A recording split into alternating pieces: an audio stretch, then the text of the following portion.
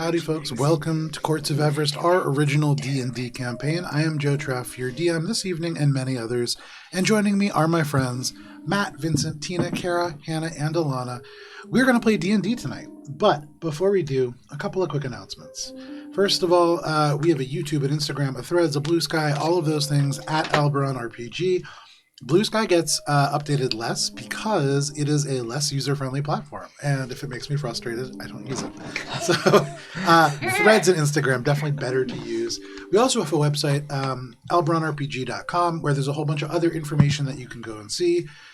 Last night we played Starfinder at 6 p.m. Eastern Standard Time, as we do most Thursdays, although that campaign, I say rapidly winding to an end, but based on the pacing... Like, if you say so. Sometime in 2026 we will finish that campaign, and we will be playing instead Vampire the Masquerade Obsidian Coterie, which is going to be a Vampire the Masquerade 5th edition game set in 1991 New York. We are also going to be ending this D&D campaign sometime in the next couple of weeks.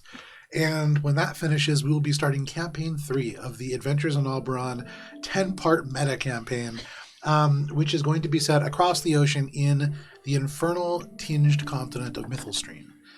We also have the Crit coming up on January 17th. The Crit 2, Morbidity and Mortality, follows the events of the first one-shot now anthology as a number of medical interns on their first day through acts of heroism are promoted immediately to residents. And we will follow their second day at the job where surely nothing could go wrong. That is on the 17th of January, and then we have Monument Studios Music and Sirenscape to thank for sound. And that is all the announcements that I have, and so it is time for Courts of Everest.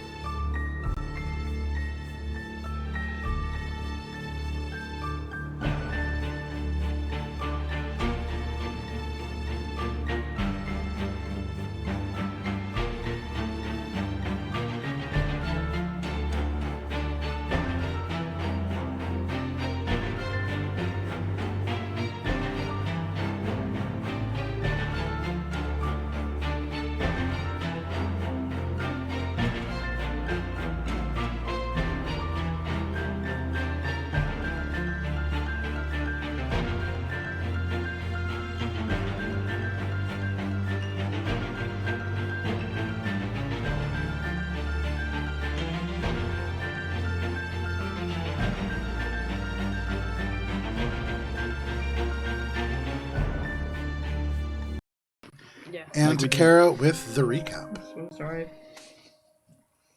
Don't worry about it. Go on. Wandering Hearts.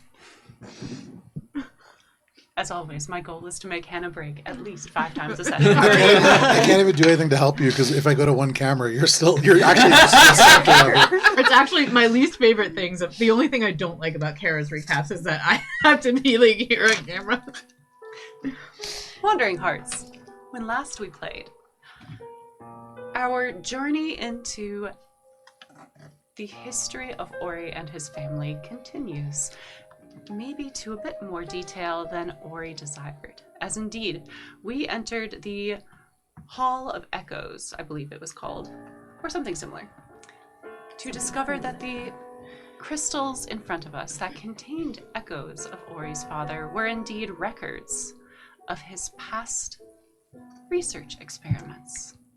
His goal of being able to gift power to his son and correct, in his terms, failures of his parentage.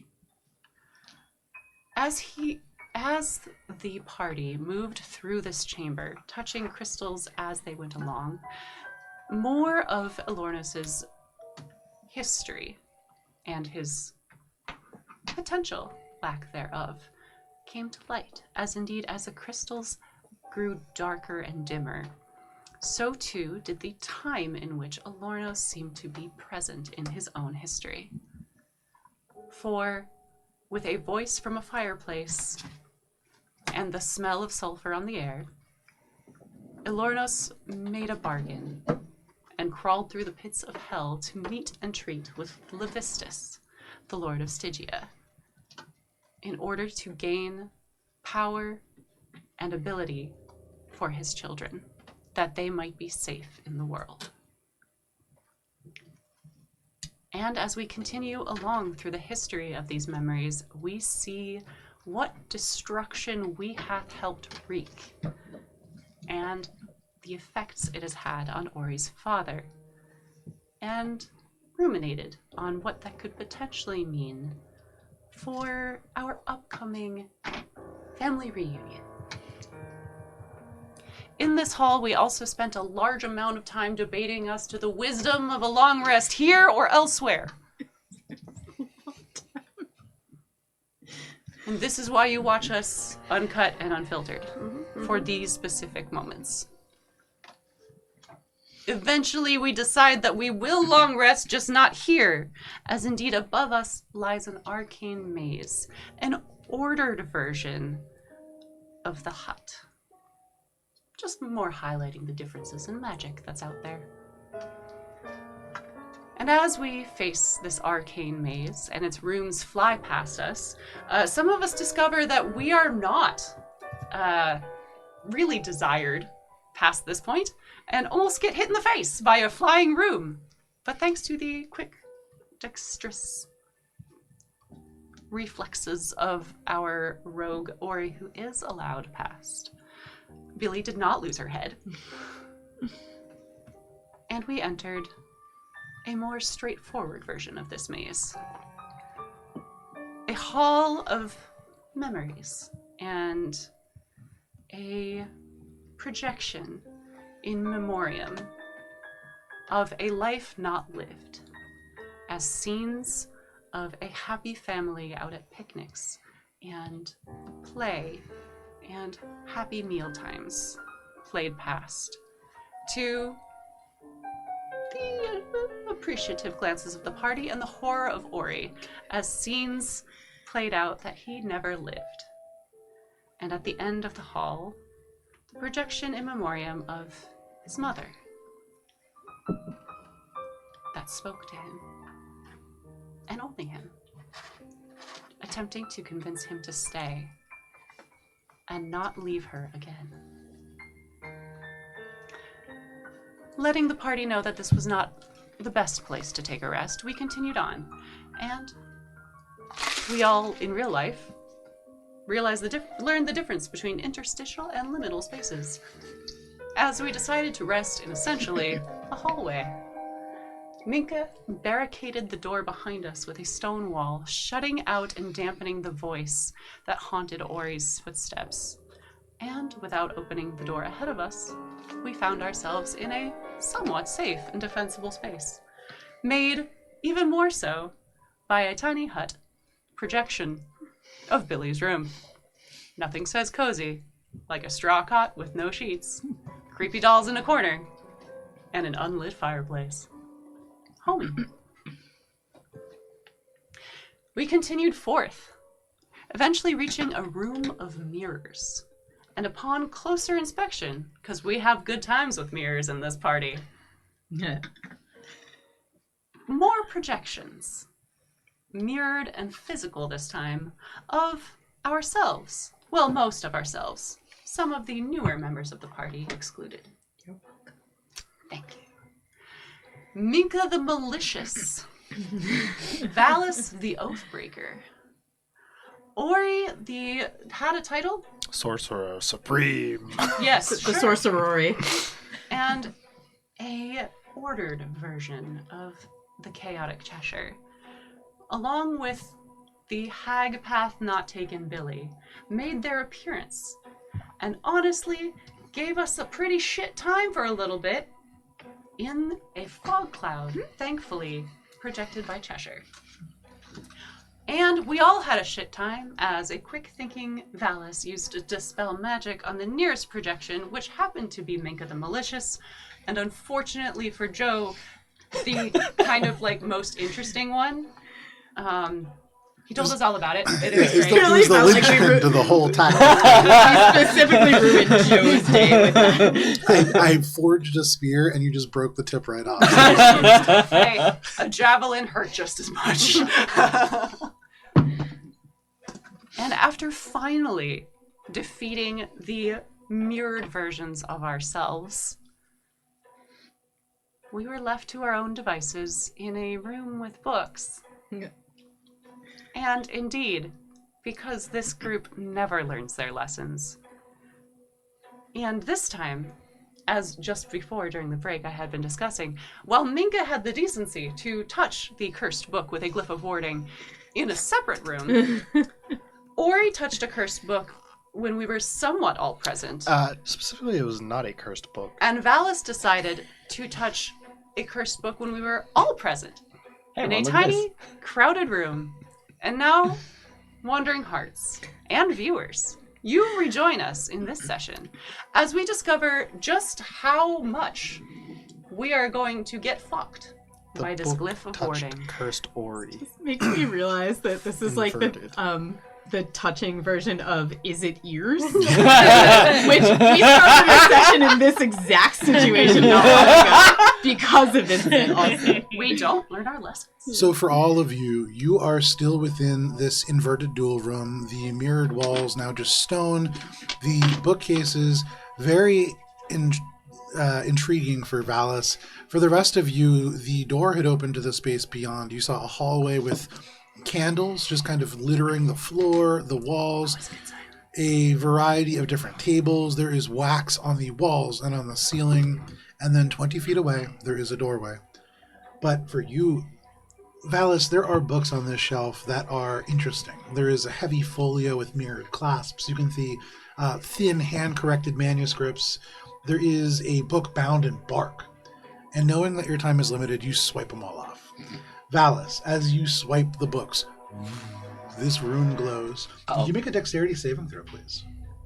I feel like there's a slow motion bit where the party just like turns around to make sure we're all together and sees Valis touching books, and we're just like,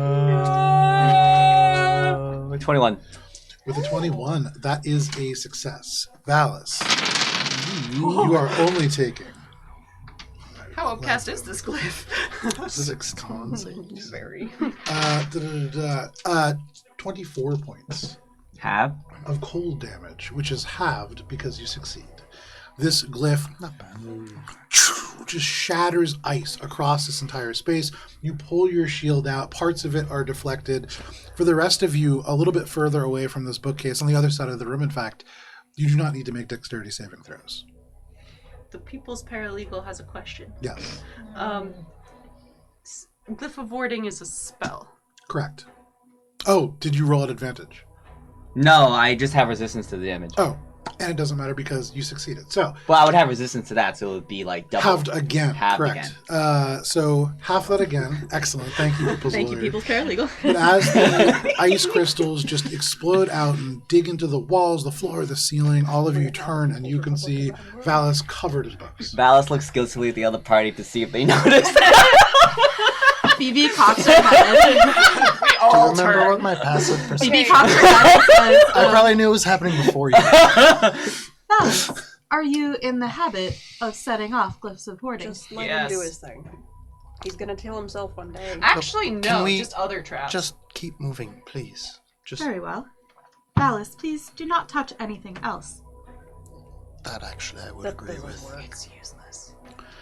Valis, you can add What is this? Books.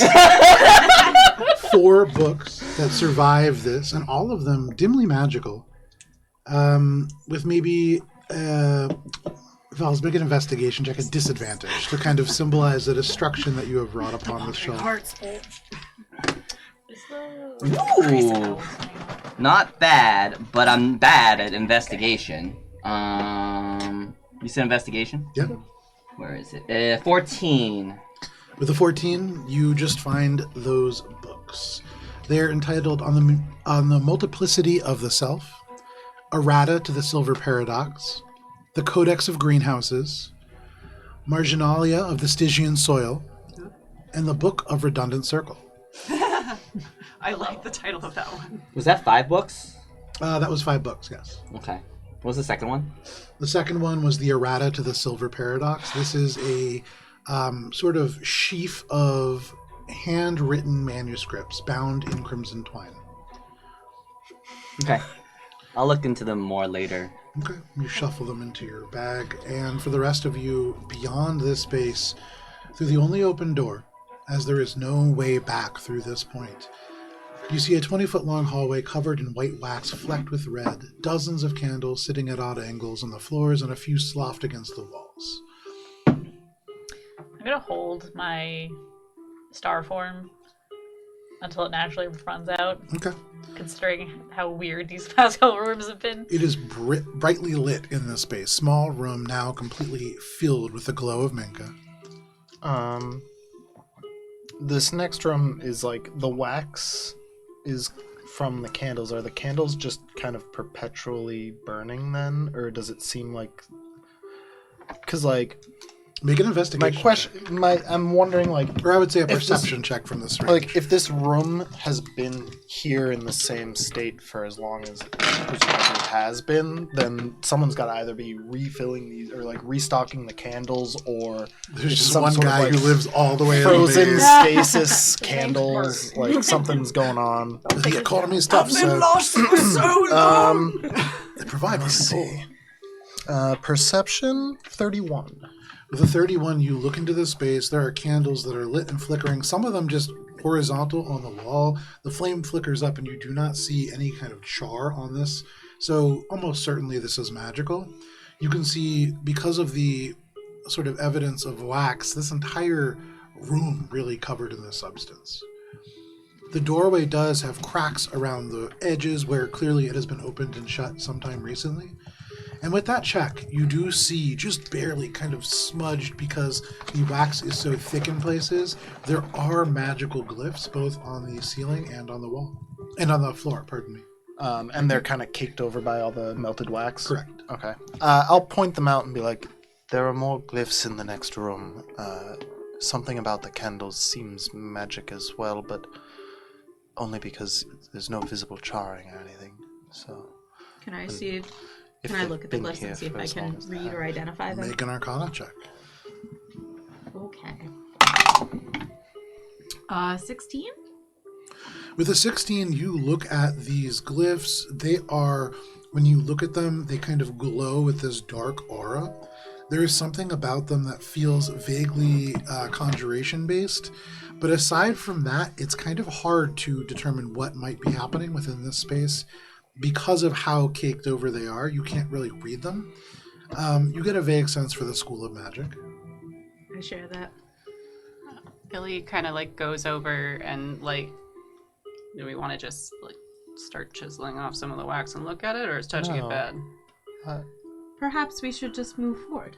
Pardon me, transmutation. Thank you. And not get turned into frogs. Well, given the rooms up until now, I feel relatively confident that I'll be able to pass through with no issue, but...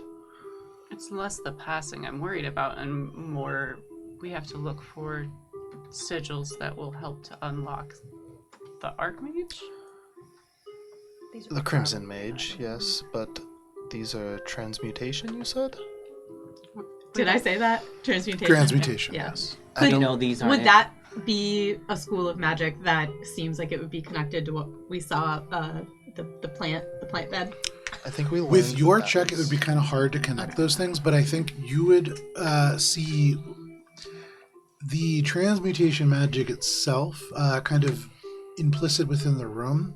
With that check, there's other magic here. You just aren't really able to see it or maybe differentiate it from everything else around it. I know that they're caked on, but can I tell, based on my understanding, like we've seen enough Infernal now, do these look like Infernal glyphs, or do they look more like Elven or more Elven Arcane glyphs? Okay, so these are not necessarily glyphs that have come on from the Devil Spawns. Should we see if the door on the other side is open? Why don't I go in and see if I can get a better look? Shouldn't we all go in together in case? I don't know. This is a maze, right? So we shouldn't stay in this. And you're the only one that can really unlock it. So we should stay in the same room. I agree. And perhaps we can stay toward the back while Ori investigates. I'm okay with that. Okay. I still want to know about that, though. What are you pointing at? The glyph. I guess I would cautiously make my way in. You step in, and you have to be careful of where you stand because dozens of candles, long sticks, like tapered. You can see some that are short and stubby, almost all of them white, though there are a few red ones here. You can see that is where these little flecks of red kind of mixed into the rest of the wax probably come from. Does there seem to be any sort of intentional pattern to where the red ones are? With a 31 as an investigation check, almost certainly not. It's quite chaotic. Okay, so it's just kind of random placements. It looks like it was just tossed in here. Okay. What if the red candles are other people? I got transformed into candles. That would be in my maze. I don't think that would be in Ori's. Why not? I mean, that sounds like something a hag would do. Melt people down into candles. Or design. Do you think that that's somehow above devils or whatever else is going on here? No, but if the sigils over there are elven, it does sound like something that's beneath elves. You might think. The vibes are off. So as a group, are you kind of like edging in? You have to squeeze one by one through the door, but it's 20 by 10 space is this I do hallway. want to, as I'm like making my way By through, 10. Oh, that's a... I want to be cautious We're all to like- not step on and accidentally snuff out any of the candles. I also don't want to step on any of the glyphs. It would be near impossible not to step on any of the glyphs. Okay. You might be able to, with that investigation check, there are sort of different shapes to them. Some that are more circular, some that are a little bit more rectangular, though they look otherwise very similar. I would say Phoebe didn't mention anything about that, so it doesn't seem as if Phoebe necessarily picked out a difference there. Okay. You're keen enough at observing things to see the difference, but you aren't really sure what that means. You will need to step on a glyph if you step on the floor. Okay. You can, with a acrobatics check, Try to avoid it. avoid all the candles for sure. Okay. So is this just kind of like he has to choose which glyph to step on, essentially? Yeah, and with it being 20 feet, it really just has to be one on the end because he can glide. Well, with Minka currently starlit, he cannot glide, but Can I try to read the glyphs? make an Arcana check. There's something different about them. I can't find a way through without. And make it at advantage Touching as one. Ori has pointed this out. Oh, Phoebe you're has right, given you Ori. a little bit of information. And Ori, I will be ready to counter any spell that gets cast. 17. I should be okay if there's any spells cast. But if I must react, With a 17, I am able to react. these glyphs, they are certainly transmutation, and they speak of change, of shifting and movement.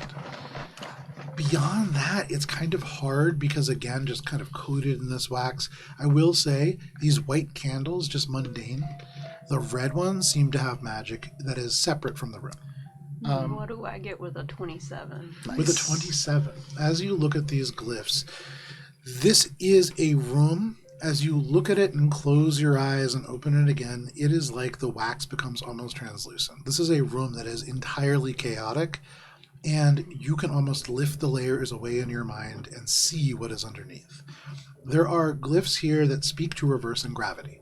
And as you look at this room just covered in wax, it is likely that when you enter around the midway point, gravity shall reverse. All of these candles will be tossed everywhere, and the red ones will likely explode.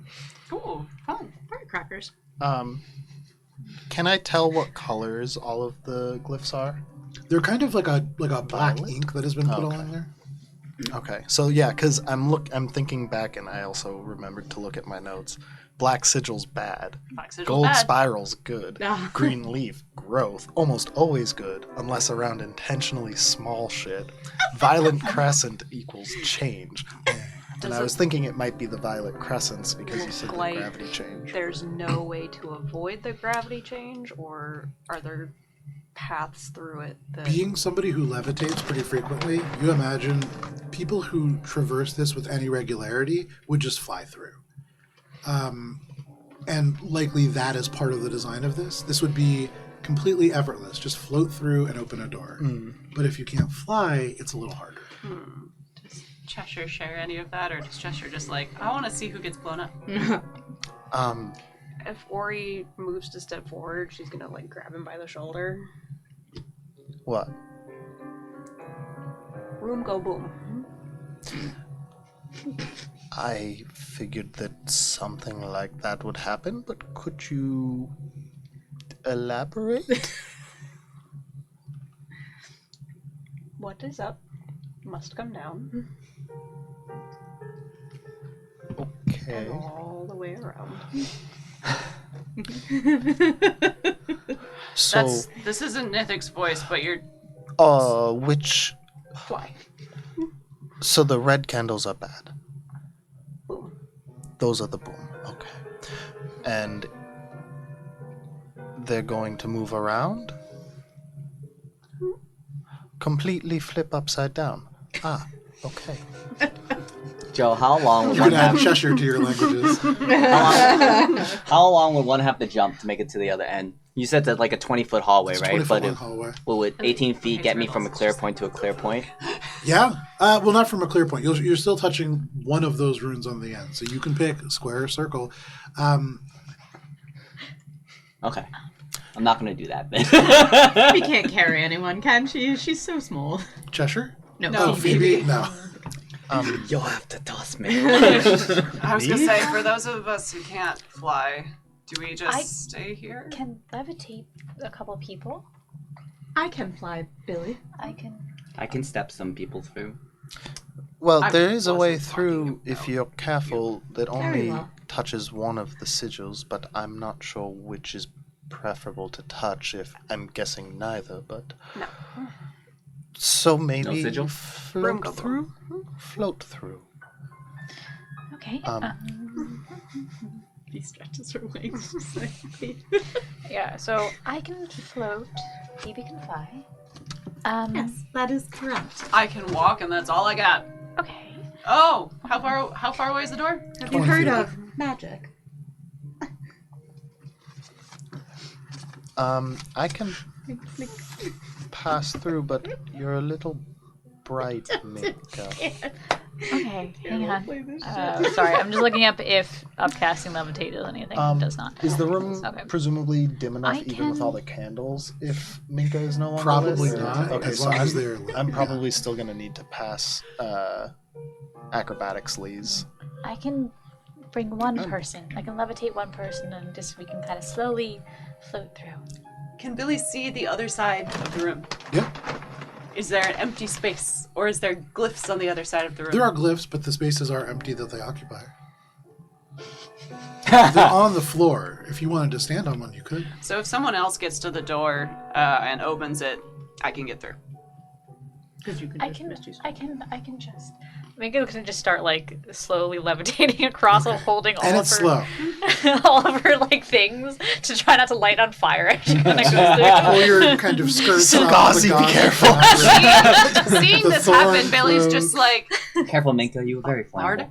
Bardic, do we want to support that? I could fly, but Minka's got this. No, more of just like, I don't want her to light on fire. Bardic! And Minka, you float. And you my tiny float and Bardics you are in the drift box. across this space, and you make it to the other end where this iron doorway occupies this 5-foot wide door frame. And there is a ring, though it looks, based on the hinges, like a push door. Are you pushing it open? I will stare at the door and be like, I'm not gonna be able to figure this out. Make an Just try to investigation push check. it over. Oh, okay. Yeah, you're just going to push it open? Yeah. No problem. You push the door open, and on these hinges, it moves very easily and swings open wide to a room that is just dark. You kind of look down, you can see the third dimension that shows at this door frame suspended, and then from the darkness, Minka, be careful! see this big hunk of stone just appear 5 feet in front of the doorway, and then more. And slowly, this road constructs itself from stones that fly in from the sides and below and above. And you can see, how far is your dark vision? I believe it's only 30 feet. She's also glowing. I am also glowing. How far are you glowing? So I believe I glow brightly 5 feet and dimly for another 10 feet. You can see about 60 feet out, and this path, you can hear it continuing to be built off in the distance. Oh, there's a road from the void here. That's terrifying. Can we step on it? Don't go forward yet, Minka. Does anyone need help getting across? No. I just need to know if I can step on the other side. Phoebe will fly over and just look. You fly over and you come to this door frame. Minka's kind of on one side, you're on the other now, both of you kind of peering in, and you can see and hear in the distance the echoes as these stones continue to build this road off and into the distance here. Can I make a check to see if I can determine? So Billy's asking, is there a place to stand, basically? So Yep. Can I, determine that? There is. So you can see this road now stretches out into this dark space. It's almost certainly a demiplane of some sort because there is no sky, there is no floor. This is just darkness. You likely do not want to fall off the bridge. Endless chasm But the bridge of seems void. sturdy. Make an investigation check. I just had a thought. Is it possible that someone else opening these doors could lead to a negative trap-like outcome, given what we know about the hut, and the fact that Minka just opened the door and not Ori could What not was be your- putting us on the right 15. path? 15. Sorry. This As is you like a look Hermione at moment. this path, you are seeing a road made out of stone, and as solid as a road made out of stone might be. There's nothing supporting it underneath, but it seems pretty sturdy. So, hearing that and remembering that this maze is demiplanar in nature and that each room is its own demiplane, does Billy know if Misty Step will be successful to another room if she can see it? Make an Arcana check. Yeah, it's a good question.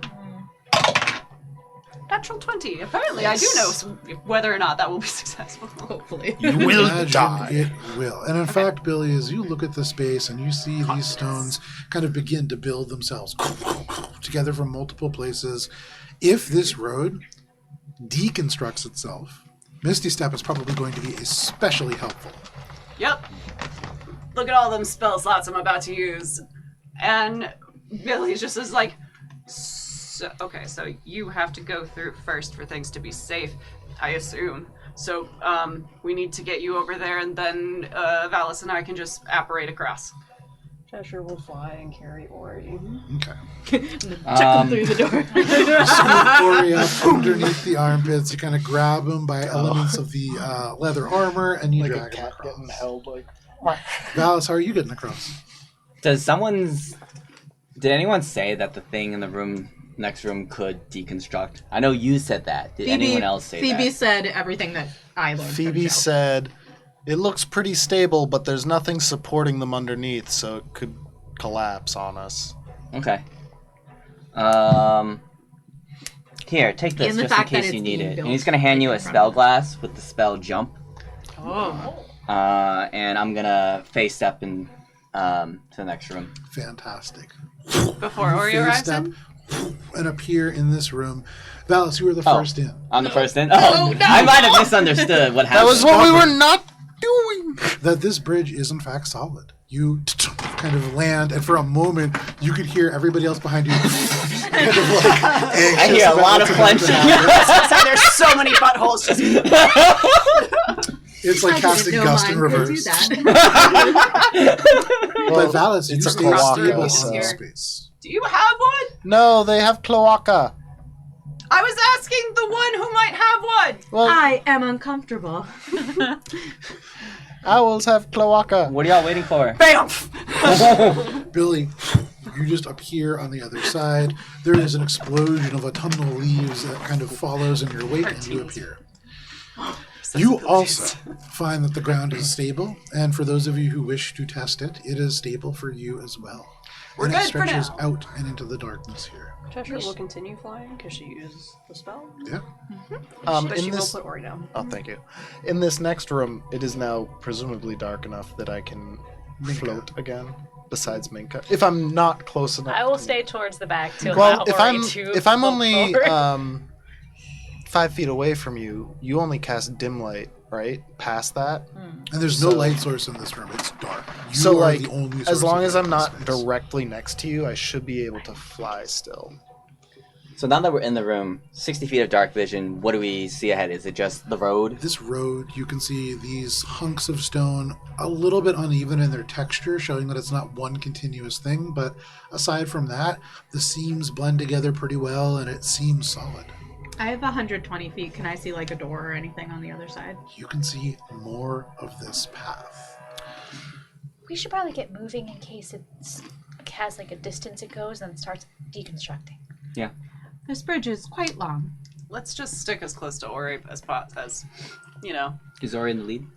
I'm already starting to walk there. Can I have a marching order, please? Oh, miniatures are, I think, back up. I didn't bring them down. My apologies. Also, Joe, as we get into marching order, I just want to divine sense at the entrance. Get on our level, man. You could do any craft you Here want. at the entrance of this space, as this road kind of stretches out and you can see Ori begin to walk, you divine sense this ripple of this almost radiant energy goes across this space. You see no fae, you see no undead, you see no fiends. I'm You gonna see no invisible activate. creatures. I'm gonna activate my see invisible stuff for 10 minutes thing. Okay. And then I'll bring up the rear. How wide is this path again? I'm so sorry, I might have missed it. The path itself, this path is about 20 feet long. 20 You feet. could Okay. stand 4 across. Billy is attempting to be as close to Ori as possible. Okay. Because now that she has jump and Ori is tiny. Or are you not tiny no more? when was I ever I thought you turned tiny? into a bat because Mink is. No. It's just, He it can do means good that the jump. Oh, ability gotcha. is there. Okay. Yeah. Billy just wants to be available in this vicinity because Ori's pulled her back from scrapes many a time. Okay. I think that's a very reasonable thing to want to do. How high is the ceiling? Sorry if I missed it. There is no ceiling, see so it. presumably if you wanted, you can fly up at least 60 feet. Phoebe's gonna fly like 25-ish feet above roughly where Ori is. And from that position, she's gonna try to actively keep an eye out for shenanigans. Okay. Make a perception check. You begin to walk across Ori in the lead with Billy kind of right next door. You have Valis behind, then Phoebe in the middle, and then a good 15 feet back, 10, 15 feet back, you have Minka and Cheshire kind of basking in the glow here, kind of both twin floating across. Natural 20 Nice. for a total of more than No that. shenanigans allowed, Yeah, Joe. 26. You walk through this space, enjoying a nice, long, straight stretch of ground. You don't need to worry here about mirrored walls or about books that people might grow a little too interested in. And it's fairly nice. Ori, you travel 30 feet. You travel 60 feet. And at about this point, Phoebe, from your vantage point up above, you notice the thin, almost invisible lines that form the seams of this road begin to slide. We're going to begin a group skills check. Yeah. We're I'm gonna gonna be need more fine. snacks for this. So, the way that this works out, this bridge is massive, and in this moment, with the natural 20, you can see it beginning to split apart. It begins to float in several directions at once, and you imagine it will get steadily more difficult to cross. You are all able to do different things if you wish to get across this space. If you work together, it might provide some benefits to this process. Failure, depending on how many of you fail, will ultimately determine whether the group proceeds through the stage. There are 3 stages in total. Die. And if you fall off this bridge, you imagine you will be falling for some distance. So you die. So, the stones in the path begin to fracture and drift apart. They twist and turn, and they begin to move away from each other. Right now, this long, flat path begins to break at angles, almost turning in at a V. And so, there is a moment where you can still stay on the ground. What are you all doing to get across this space? Cheshire's still flying. You're still flying. So, actually, point of order. Cheshire's still flying. Minka's still flying. Phoebe's still flying. So for the 3 of you, for this first stage, if you wish, you can just fly. For Billy, for Valis. And for Ori, what are you doing? I also have a thing. Can I have a thing in addition to just You certainly can. being flying? All right. So Phoebe, in addition to flying, is going to keep an eye on the non-flyers. And can I ready a spell? I forget whether that's allowed. If you ready a spell, you use it, even if you... Okay. So I'm going to do that for Vortex Warp, and if I see somebody fall, I'm going to cast Vortex Warp on them. So you pull the bits of Arcana around you within the space, kind of keeping them primed and ready. That is what you are doing for Vortex Warp. Valis and Ori, what are the two of you doing? And Billy, sorry. Billy's just gonna fall. I mean, sounds it out. Free action, I would be like, the stones are shifting! Because no one is actually... Oh yeah, Phoebe says that too. Okay. She saw everything. Both Phoebe and Ori at the same time. The stones are shifting, and this kind of echoes off the space. Into what? And then... Just be careful. They haven't started, like, fully separating yet. Do I... I guess I would try to kind of path out, because I can do my jump flying. Okay, so if I can get across, make an acrobatics check. Make it at advantage using this jump flying. You are far enough away from Minka where this is not a problem for you. Do we see how far ahead we need to go still? Or is this just The still... entire road is beginning to fracture and fall apart. And so you need to decide how you're going to progress, like, just forward in this moment. You can go 30 feet and continue to run, and that, if you are able to do it successfully, will count for this stage. This is more of like a chase that's happening right now. Understood. Okay. I don't know the jump spell. Hold, please, while I look for the You jump A spell. minute, your jump is tripled, I think. Yeah, I think that's what it is. I'm gonna cast Bless on the three of us that can't fly, just in case. Minka flies really slow. Yes. So she'll probably, while the things... It's true. She'll probably just, like, hook her arm in Cheshire's arm. Okay. And then... Come along now, Minka. It's on... Valis, you're so far ahead of me.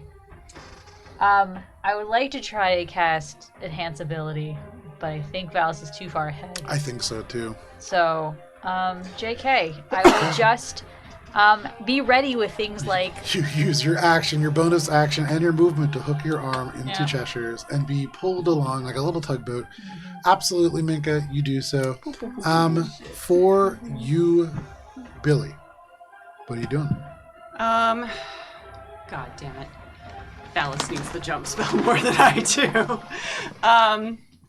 When he handed you one, he was holding two of them. Oh, shit! Shit! Double Billy dipping! just, like, sees Valis running ahead and, smashes it on the ground. Yeah, begins to follow, and it's just like, use the goddamn crystal! And smashes it as she runs. Oh, you're supposed to eat it. In that exact moment, the road kind of fractures and throws you like 20 feet forward, but you are able to use that and just leap, and you pass these flying folks just moving across this space. A 32 is successful. Jump gets you through the first stage. Are you doing jump as well, Valis? Yeah. All right, you smash the crystal as well, and just a little bit behind, It's a you are able suppository. to follow, and all of you are successful at making it across the first stage. Now, as you pass this first section, many of you jumping across, some of you flying, kind of Cheshire pulling you along, pink skirts behind. You can see the shards drifting away from each other and beginning to shift and orbit the largest sections. There are now twisting staircases of miniature platforms that move in strange wave-like patterns. You can see tiny bits of the substance that was sort of forming this road, now kind of lining the interior of this, almost like snow falling up away from the path and up into the darkness. How are you getting through? Walking is no longer an option. Phoebe's gonna still fly and keep Vortex Warp on standby. Is there a visible, like, stone within, like, jumping distance? 120 feet away, there is a very large platform that seems to be kind of rotating rather than spinning, and this would be more stable to be on. It's about 20 feet wide. Okay. And if my jump is tripled, that's... What is a jump? I don't Your strength skill. It's Your strength score. is your running long jump. The score, not the modifier. Running long jump is your strength score. Yeah, Okay. so I can jump 18 0. feet normally, so it'd be about like 56 I can jump, so I can't Okay, miss that. so is there anything within 30 feet that Billy could, like, use to hopscotch up? You certainly can. That's an acrobatics check All using the sort of jump ability. Absolutely, go ahead. What are you doing, Valis? I can't acrobatics, so there's nothing for me to land on in 56 There feet. are smaller like chunks, and that's what Billy is doing. Billy, what was your check? Sorry, I'm just marveling at the fact that I rolled a 4 on my bless and a 19 on my die. That's pretty good. Which gets me to 27. So right now you can see Billy just leaps off this broken element of stone as it begins to fly and rotate. Billy is able to land first on a small section and then leap off that and then grab onto a piece of this almost like hooked piece of stone and then swing forwards, and then out of your sight, Billy just continues moving along this way. There are smaller platforms that you can use, but it's hard. So I will cast Minka forward, be like, I have to go, Alice. Just push Minka, and Minka, you instantly slow down. Keep going. I will go down. Need help, buddy? Oh, yes, please. Push the door to the platform. Very nice. 120 feet, just the edge of this range. This purple door, and Cheshire yanks you through. And Valis, you appear on this large rotating platform just as Billy leaps on board. Just as Phoebe is able to make it across, in the distance you can see Minka slowly. I will fly back for Minka. There you go. You fly back to go grab Minka. Listen, I can find other ways to propel myself forward if I'm not being threatened to. Am I being still absorbed by the able dark. to plot a path with my? I can go. You certainly can. If you want to use acrobatics again, the DC is getting higher. Do I still get advantage with my flight or my semi-flight? No longer are you getting advantage from that flight. Okay. It is now making it possible. I am curious. Is there because like all of these things are moving? You said that they're kind of like moving off into different directions. Are they creating new paths, or are they just kind of like Not going off and purposefully, but in the disappearing? chaos here, there is paths that form. Okay, but it's not like, it's like making two directions that we can choose. No, you're to, not seeing like lines It's or not other like, rooms. we have to go up to that room. Nope. Okay, cool. Okay, I'm gonna continue to just Make kind of an keep making acrobatics my check. way.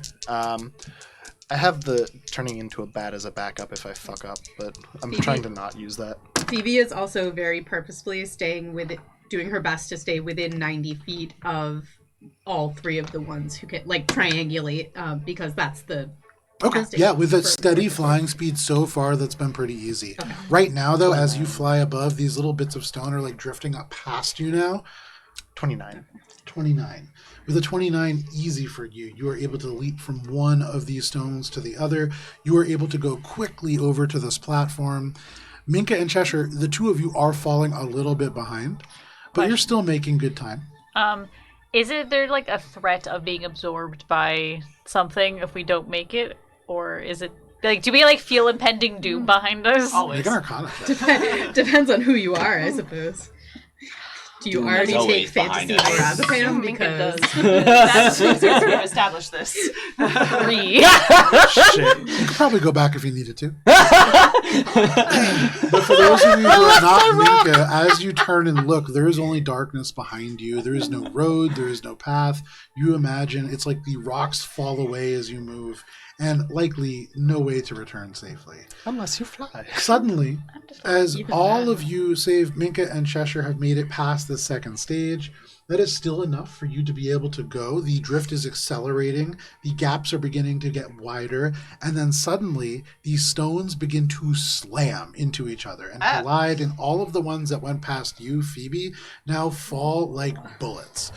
And I need everybody for this last stage to first make a dexterity saving throw, including the flyers. including the flyers. Including I would actually say flyers at disadvantage, as these are all directly above you. Why did I including say me it? and Minka, because we're further behind. You and Minka just flat. You are not in the zone where it's happening badly, but you are still getting hit by it. 26. Alice, would you say you're within So that is a success. aura You distance? take Say zero Yeah. damage. If you're on the rock platform, Okay. Minka? What is that? Oh 5? no. If you're on the rock platform with me, but that'd be +5. I don't Oh, think I'm damn. making I it, get even friends. Dexterity saving throw, you said? Yep. 33. Yeah, that's pretty good. 25. 25 is a Got that success. 15. That is a failure. Oh, sorry, 20. In case it does matter, for the group, it was actually a 33 for me. With all the benefits. Cheshire. That's yummy. 21. It's great for you. For Valis and If Minka. it was a group check. As I'd be this able to help. chaos unfolds, many of you are able to leap, roll, duck, dodge, and dive into other places where you are not Watch y'all struck. dive. But for the two of you, you are taking 16 points of bludgeoning damage as this kind of slams into you. You are kind of pinched between large bits of rock, but with the aid of the light that Minka cast, you are able to see a safe path to make it through. 2 failures is just enough to allow you to pass to the very final stretch of this stage. And as you are able to kind of dodge parts of broken space, you can see only about 60 feet away, there is a door and a rigid 10-foot wide platform at the front of it. So you could, in theory, teleport or stand before you open this door. This door, I would actually say, everybody, who has a passive perception above 18? Okay. For the 3 of you, you can see a little bit misleading. The door itself, there is this platform in front of it, and in the darkness directly in front of that, there are 4 other platforms, just slightly lower. The glow from Minka kind of cut off from the shadow of the road and the chunks above. The door itself, for the 3 of you, appears to be made of black iron and crimson crystal. It looks infernal in nature. The 4 platforms between the broken bits of this road and the door proper all glow with glyphs. Who has a passive above 20? Oh, for the 3 of you again. The front platform has a copper spiral branch sigil. The left platform has a violet crescent sigil, and the right platform has a gold spiral sigil. The back platform has a teal square of petals sigil. And that is what you see. Have Mink and I caught up? You have caught up now. So 60 feet away is this space. I think we'll point towards the teal gold and be leaf? like, gold! Gold sigil good! These small platforms, only about 10 feet wide, you could fit 4 people on them if you had to. And there are 4 of them kind of arranged in a diamond in front of this infernal door that floats on its own separate platform. Billy, seeing the violet crescent, which represents change, looks up at the door that seems infernal. It's like, do we want to change the door, and do we think that violet crescent will do it? No! Okay! See, I asked! Gross. I think. Well, you said it's 60 feet, 60 feet away. so I think I could still fly to it. And since we need to make space, I think I would probably try to jump over first. So where are you trying to land? So you said there's diamond platform, the copper spiral's the bottom or the front right. The gold spiral is the left front. Copper spiral front, violet crescent left, gold spiral right, teal petal square back.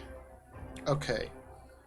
I think I want to go on the golden spiral. Make an acrobatics check because the fly speed from that cloak, I believe, is 40 feet. So this is to make up that 20-foot distance. Oh, I was thinking I could dash with it, but that's fine. How long can I hold on to the vortex warp before it fizzles? Like the prepared vortex You can dash with it, so never mind. You're all set. Vortex warp, it's for the, what's the casting time on it? 1 action. I believe 1 action then. I think, I'll have That's as to long as I double-check. can hold it. I think it's for like 1 turn in combat, and if you don't use it, fair you enough. lose Okay, no bummer. it. Yeah. Use it or lose it. So, if Mika's getting the sense that we are just so far behind that's going to be a problem. You're not you've caught back up. Okay. Towards the end of this, as Ori leaps across, you fly to the gold spiral sigil. Yes. As you light on it, the air warms for just a moment around the platform, and you can see the door shifts and creaks, but does not open all the way. You get the sense that this is not all that you need to do. Is anybody else doing anything? This There's some way to platform that unlock you're it. on is beginning to show seams and cracks like the rest of this. And as you look behind you, the pathway has entirely fallen away now. Are you sure the violet crescent isn't necessary? Not yet. I don't know how to open it. I'm not magical. Can I I'm do gonna a check? try to See if I can- Make an Arcana investigate, check. You look down at the door make an investigation to check. see 12. if there's any way to With like. the 12, you had heard that there was a bunch of symbols earlier that were kind of gone over. In fact, many of you referenced them. That would be super helpful How in this about a moment. 30 for Arcana? And with a 30, as you look Thank you. down the copper spiral, you can see within that spiral there are tiny little thorns. This feels infernal and probably negative. This violet crescent looks very similar to the gold spiral in the makings of those glyphs. That teal petal, you can see the leaves themselves, the edges of them look razor sharp and would likely not be the best to stand on. Do it, Billy. And Billy jumps across 30 feet and then, if needed, will misty step the rest of the way to get to the violet crescent. Oh, Okay. 30 feet, you misty step and you land on the violet what are you crescent. doing? The air around you darkens. Tell me to do it! Like a good protective check. shroud, and the air smells like a summer night in the woods for just a moment, and this door creaks and cracks open to the space beyond. Oh, look! Change! Platform yelling? I'm right behind next to you you. begins to kind of fall apart. You can see this series of hallways and corridors that stretch out beyond. But in this moment, how are the rest of you closing this distance? Billy and Ori now standing just 10 feet away from the door. You fly, no problem. Cheshire and Minka, you fly a little there's stuff slower. raining down. It's But fine. Valis, I can jump 56 feet, so I'll jump that, make an acrobatics check. and I'll It's a just relatively low DC. I'll see if I can make the full 60 feet. Ooh, okay. I think that it's not a terrible roll. Acrobatics plus 0, 14. You did a 12. And so you take the step back, you run, and as you kick, the last chunk of stone falls into darkness. There is nothing left behind, and you land a good foot onto this last platform, easily clearing the 4 platforms behind. You land directly in front of this infernal door, just as you begin to conduct your investigation of it. one foot and is like You can see there are elements of crimson crystal. There is infernal iron wrought into this. It twists around almost like metal thorns and vines. But as the door opens, the space beyond, much more mundane looking, you can just see a winding hallway of halls, or a winding complex of halls. Give me 1 second. You have all gotten out of the falling road. We did it! And we've leveled up, right? Yeah, 3 levels. We're level 19 now. Nice. When we learned how close the end was, I got a little sad because I don't think Phoebe's ever going to get Wish. Was it level 18 or 19? No, it's 17, but we're still 16 and close to the end. You never know. You never know. So all of you now clustered around these 4 arcane platforms and this 10-foot one beyond with this door that leads to what looks like a winding hall. The road behind you ceases to fall into oblivion. There's nothing left for you to return to, but the platforms that you stand on now do not seem to sink away. You can see the symbols are beginning to rearrange themselves. And so you probably do not want to be on here too long. The 4 platform sigils. You can see the copper spirals beginning to turn into a gold spiral. This violet crescent begins to turn green. You can see the gold gods. spiral begins to shift to indigo. You imagine if you failed, all of these sigils would have changed and you would have had a different puzzle. But you succeeded. Are you all kind of going through it into the halls beyond? I'm waiting for Ori, though. I'm hoping Yeah, that I mean, Ori's- once everyone's safely over, I would have gone in to make space. You make it through this final space and into the room beyond. And as you make it to this next portion of the labyrinth, because it is 8 o'clock, we're going to step away for a quick break because I forgot to get seltzer. He's got these warm boys down there. Oh, not the warm We're one. going to have a countdown on your screen. We will be back at the end of it to continue this adventure. We'll see you then.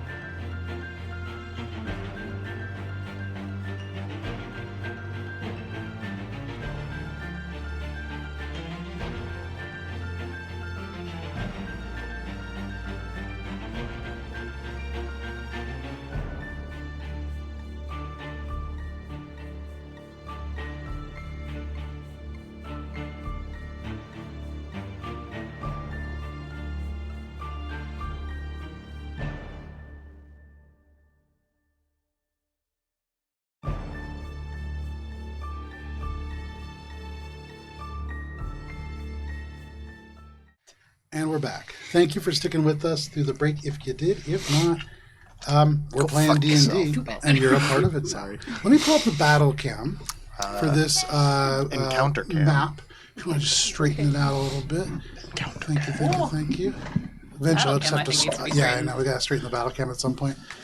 But you can see the encounter map on our table a little bit on the battle cam. You can see it in even greater detail at AlberonRPG if people take pictures. But for all of you, as you clear this place where the floor falls away, you are able to find the correct platforms to stand on to make this door open. You make your way across as the rest of this hall falls and leaves darkness behind you. And in front of you, you can see this hall. It is 10 feet wide. You can see it goes off to the right. There's another hall that leads down to the left. And then straight ahead, there is maybe 30 feet away a right angle. And from there is a dim glow. Okay, so continuing our pattern of having Ori tell us where to go, where are we going?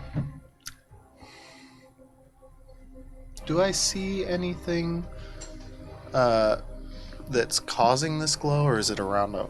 It's around a corner, so there are walls on all of these hallways. Okay. And the ceiling is only about 12 feet up, so pretty narrow are these spaces. Does everyone still have their chalk?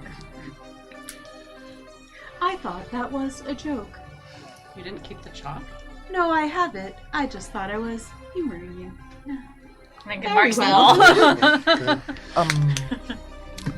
I guess I would go cautiously forward to see what the glow is, but I'm also wary of glows because glows are usually bad. Oh, as Except Ori once we steps forward, Phoebe is gonna just kind of just be like, One moment. Would it be helpful for all... sorry.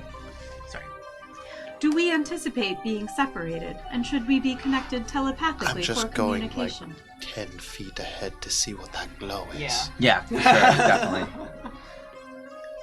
I will bear that in mind. she turns to look at Ori and goes, oh, and he's gone. Or you make your way forward, kind of creeping ahead. Are you being stealthy? Yeah. Make a stealth check.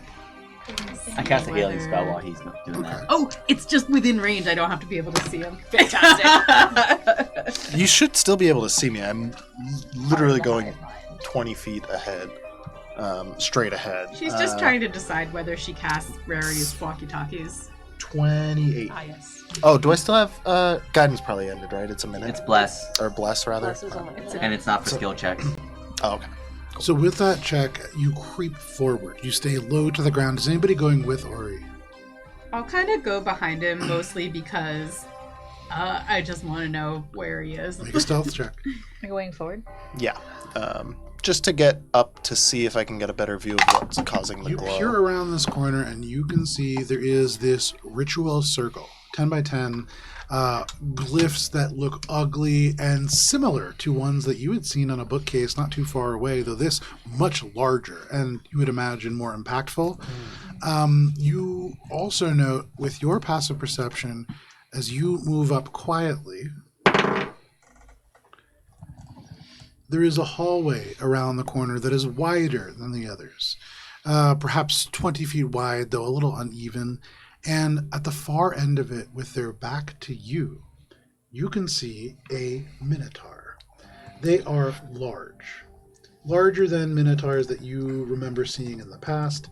This is a creature that, as you look at them, their shape seems to kind of shift. The skin that you see changes textures, it changes colors. It looks different than what you have seen in the past, having faced Minotaurs previously. And they do not seem to have noticed you yet. In this moment, their back still to you, you can hear this as they just kind of look around. And actually, let me get a visual perspective. Oh, no. Probably a big one. Hooray! Minka, heal 10 hit points. Thank you. Oh, he's a big boy. You said that the skin was kind of shifting Yeah. and like The textures change, the colors change. You can see gray fur that kind of shortens. It becomes almost scales. But it's still like physiologically a minotaur. Yes. You can see big horns. Those never really change. You can see hooves. Those never really change. But the skin, the eyes, they change color and shape. Pupils of goats for a moment and then back to normal. I got a 22 on my stealth check. Okay. And as soon as Phoebe sees the Minotaur, she is going to use her telepathic speech feature to turn around and and make a connection with Billy and just say, there is a Minotaur ahead. Please, will you tell the group to be silent? There's a big guy up ahead. We should be quiet. I don't know how to do that. We now have a telepathic connection for 16 minutes. I'm so sorry, but she's gonna keep the what's it called, the receiver down. Sure. Wait, who's the telepathic connection between? Me and it's not the spell. It's a I see. It's first just the two level of you? feature. Okay. Yeah. Before my spot's blown up, I want to get not a better view, but I want to try to figure out what is going on with this Minotaur that's like, is it actually a Minotaur or is it some sort of shape-shifting thing? Of course it's Arcana, but... Well, This was covered in one of your classes. Maybe. Come on, man. With the rest of your party behind you, go ahead and make an Arcana check. Hearing that there's a big Hey, guy and we that's may not need to be bad. quiet, Minka's gonna cast Enhance Ability Cat's Grace on Valis. Very, very smart.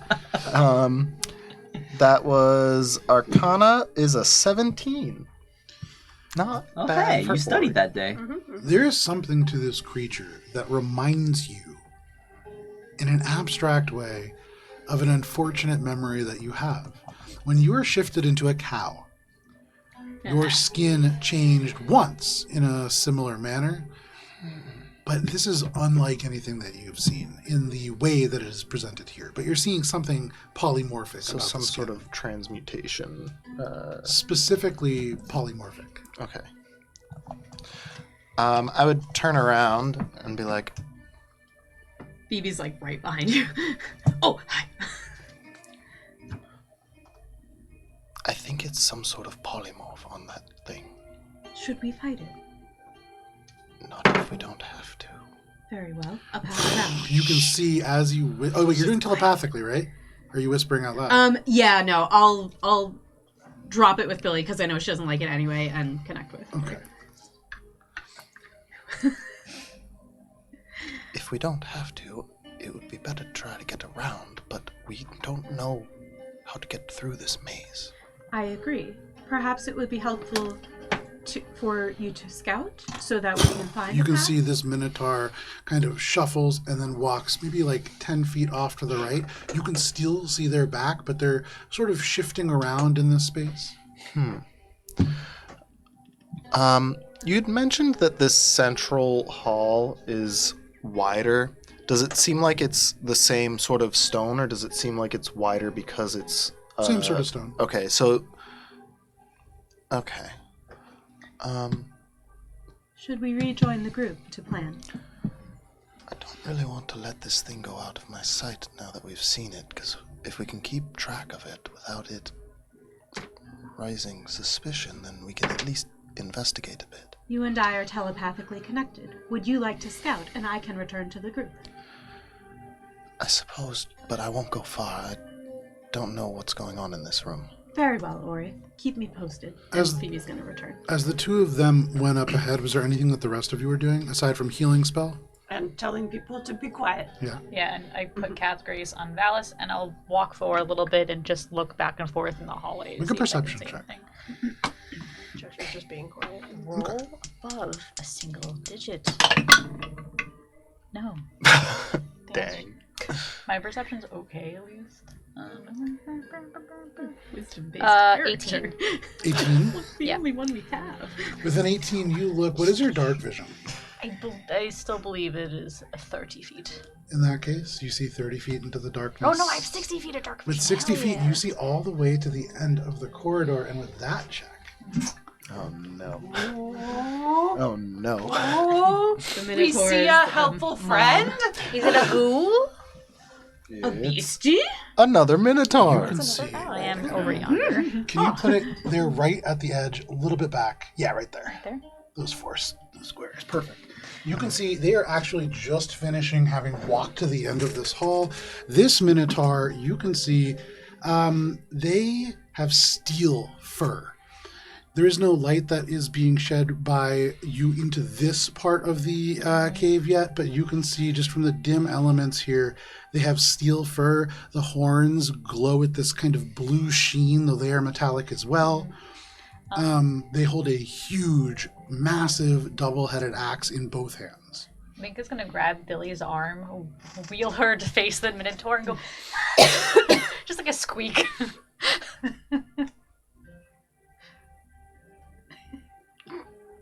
Billy and Minka, you are the only ones. As this creature turns, they look to the right. Can the two of you make stealth checks as they turn to the left and kind of look in your direction, not super intently?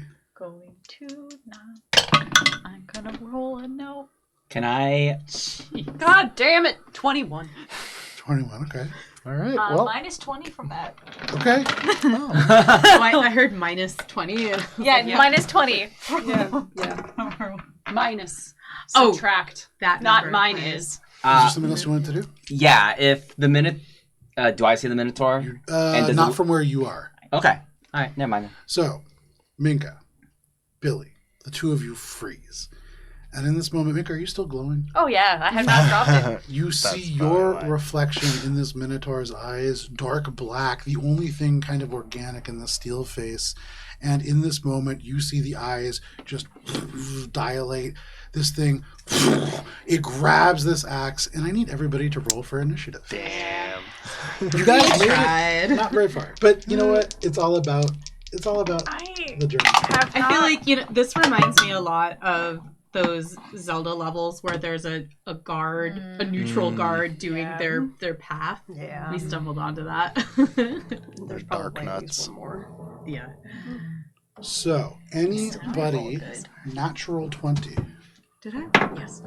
Okay. Anybody, 25 to 20. 21. 20. 22.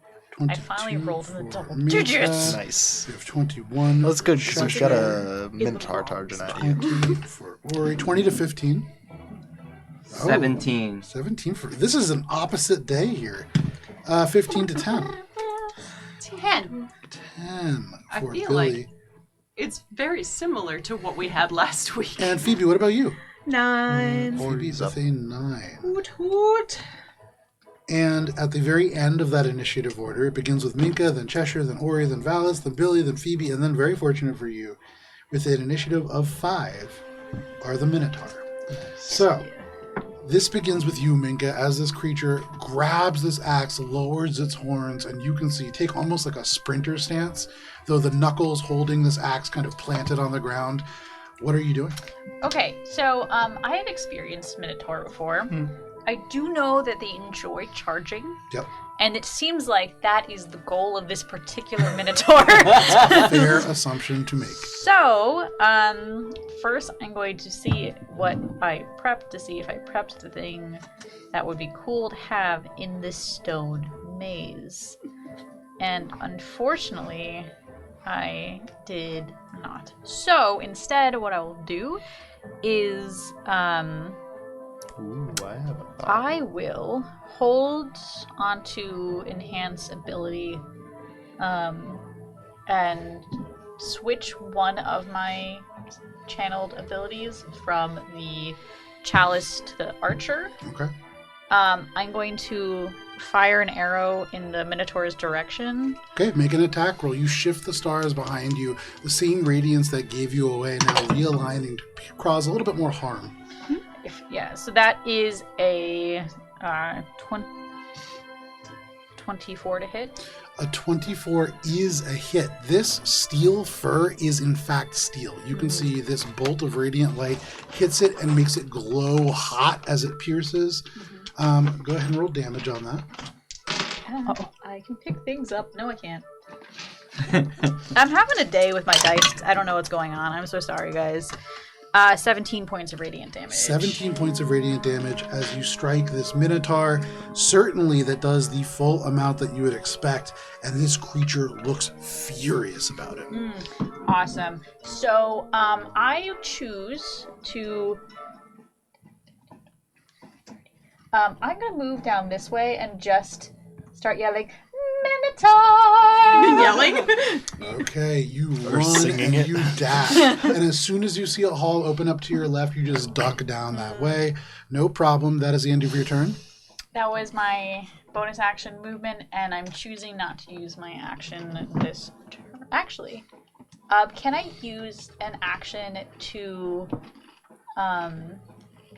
think about... as I'm going down to, like, mark the walls, Sure. just in case things start shifting around, because Okay. we are in a maze. Yeah, absolutely. Okay. So you just take the chalk in one hand. Rather than wield a weapon, you are wielding the pen.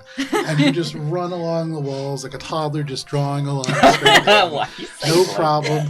That is your turn, Minka. I mean, that's not wrong, yeah. That's At the end of your turn, the Minotaur of Transfiguration is going to use its legendary action to move. And it is going to charge after you. 5, 10, 15, 20, 25, 30. And it will have to stop as Billy is in the way. But Billy, this creature's doesn't have to horns stop. lowered I as think if it's to gonna- gore you. And to be that in the brings way. us to Cheshire.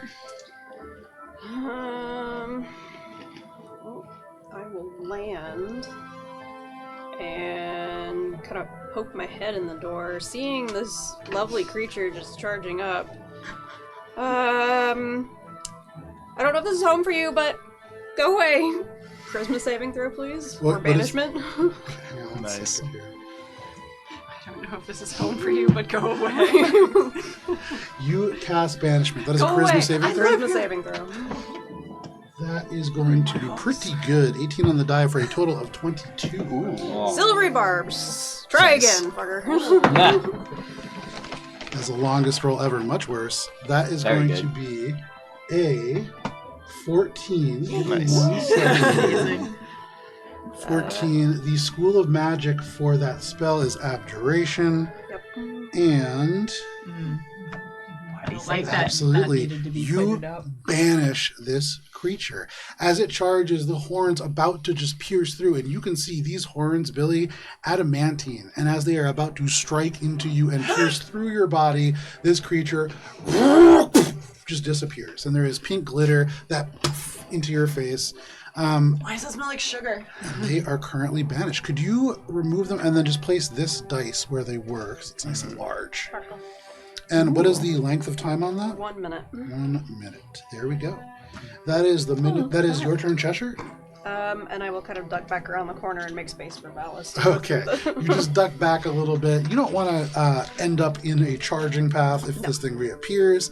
That is your turn. That brings us to Ori. Does it seem like the other one has noticed that? As an action, are you making a insight check? As a bonus action, I'm gonna make an eye for detail to find Yeah, there any you hidden go. creatures. Make an insight check.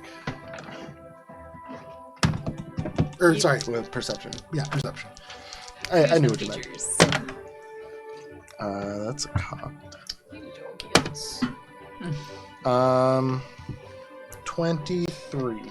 With a 23, you look around and there's no invisible creatures. You do see Phoebe behind you, but what I will say, given how keen your eye is, though you do not understand magic, there is a glisten right behind Billy that makes you imagine that that creature does call this place home and will likely appear in the next minute.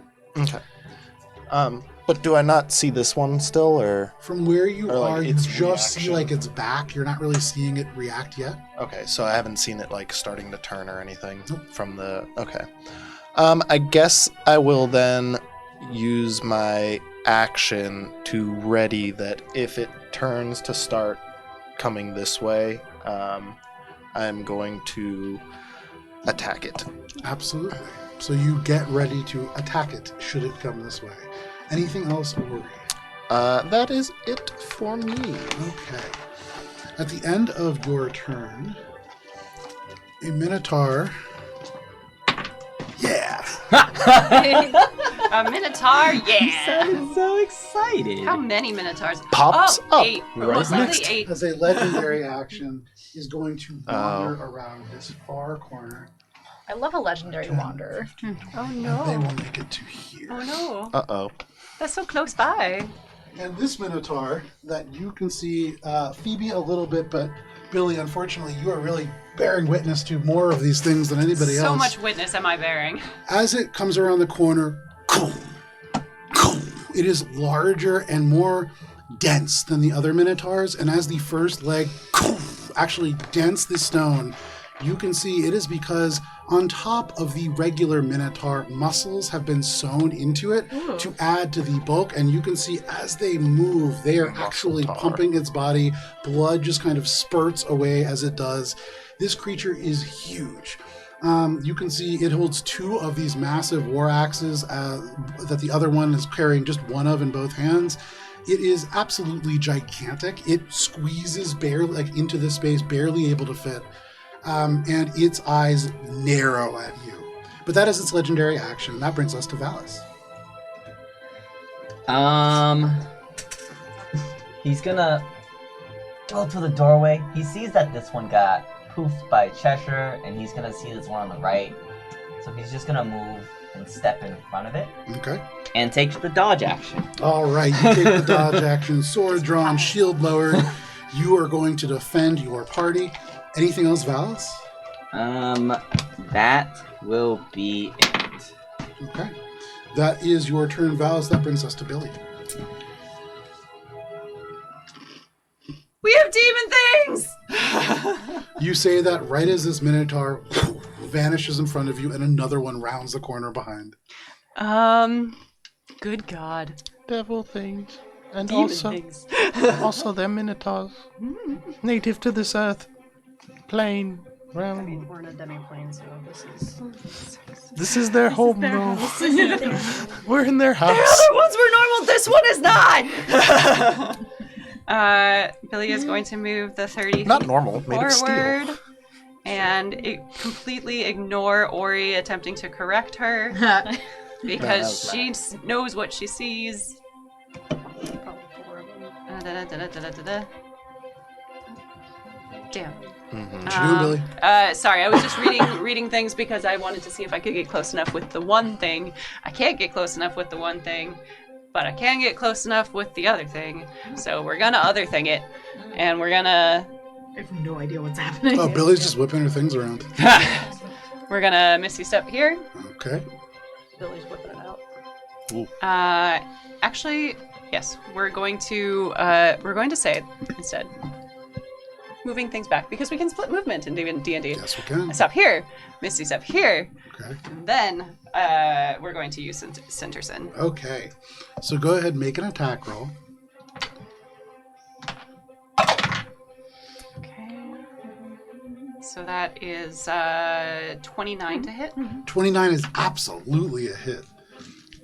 Right. Should just have this open in another window so I can always have it in front of my face. I hit you. Deal an additional d6. Okay.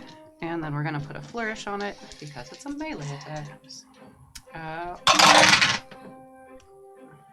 So that's going to be 7 plus 10 is 17 points of magical piercing. Okay. And 3 points of lightning as Billy teleports next to this guy. All right. And 6 of those are going to my AC. Very nice. You slash into this creature. There is a bolt of lightning that follows just an instant behind. That lightning and your sword almost striking as one, and it deals the full amount of damage that you would expect. But this creature looks down at you and just kind of snorts. It brings both of these axes back, but it lowers its head as if to charge. Anything else, Billy? Are you looking to provoke an attack of opportunity? They don't do anything. Yeah, it's fine. I'm just 5 feet away. There you go. You step 5 feet away. That is the end of your turn? That's the end of my turn. As the end of your turn, they are going to use a legendary action to make a bull-rushing gore. All right. They're going to move up to their full speed and move up to 3 creatures with them. Bring it on, 1, bitch. 2, 3, 4, 5, 6. They're going to charge straight into Valis, and they're going to carry Billy to that space next to Valis. Okay. Billy, make a strength saving throw. Okay.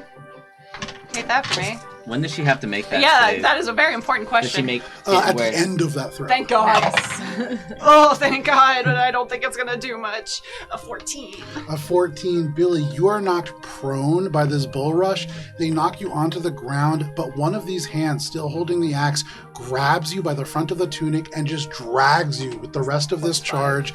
As they slam into you, Valis, they are going to throw you down the hall.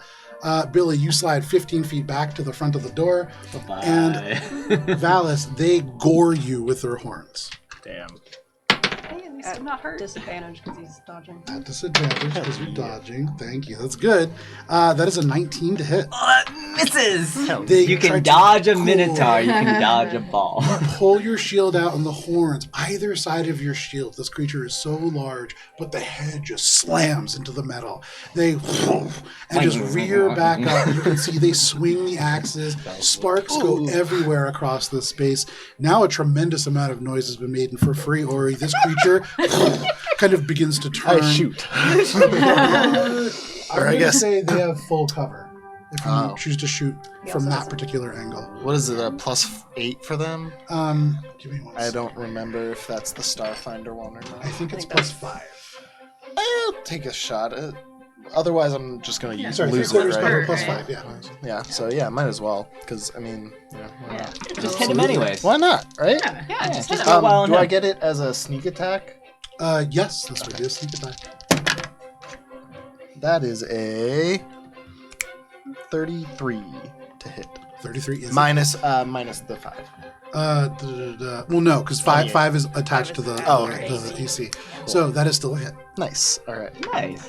That's gonna be Time Red in the slows for needle. Ori.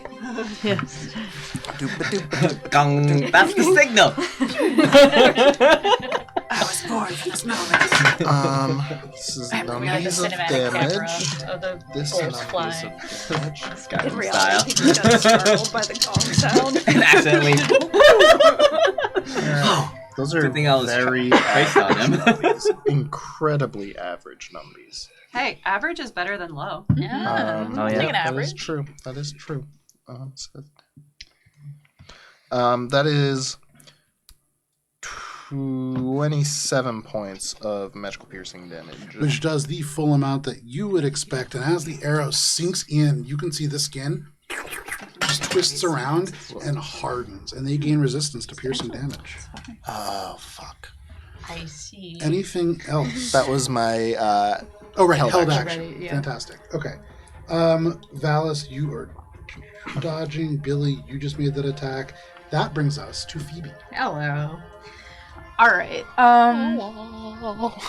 Phoebe's gonna peek around the corner. As you peek around the corner, there's a Minotaur charging down, and then just pink glitter explodes. You can see Billy charges with Misty Step, and then is just bull rushed backwards and thrown almost exactly back to where they were. They just slide on the She's not like further harmed, but she is just like, ugh. What are you doing, Phoebe? What I am doing is let's give Psychic Lance a shot. So gonna go ahead and cast that.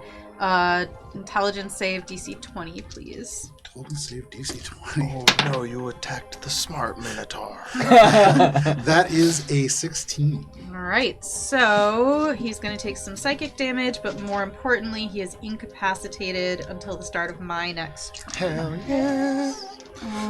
What is it? 76? 1, 2, 3, 4,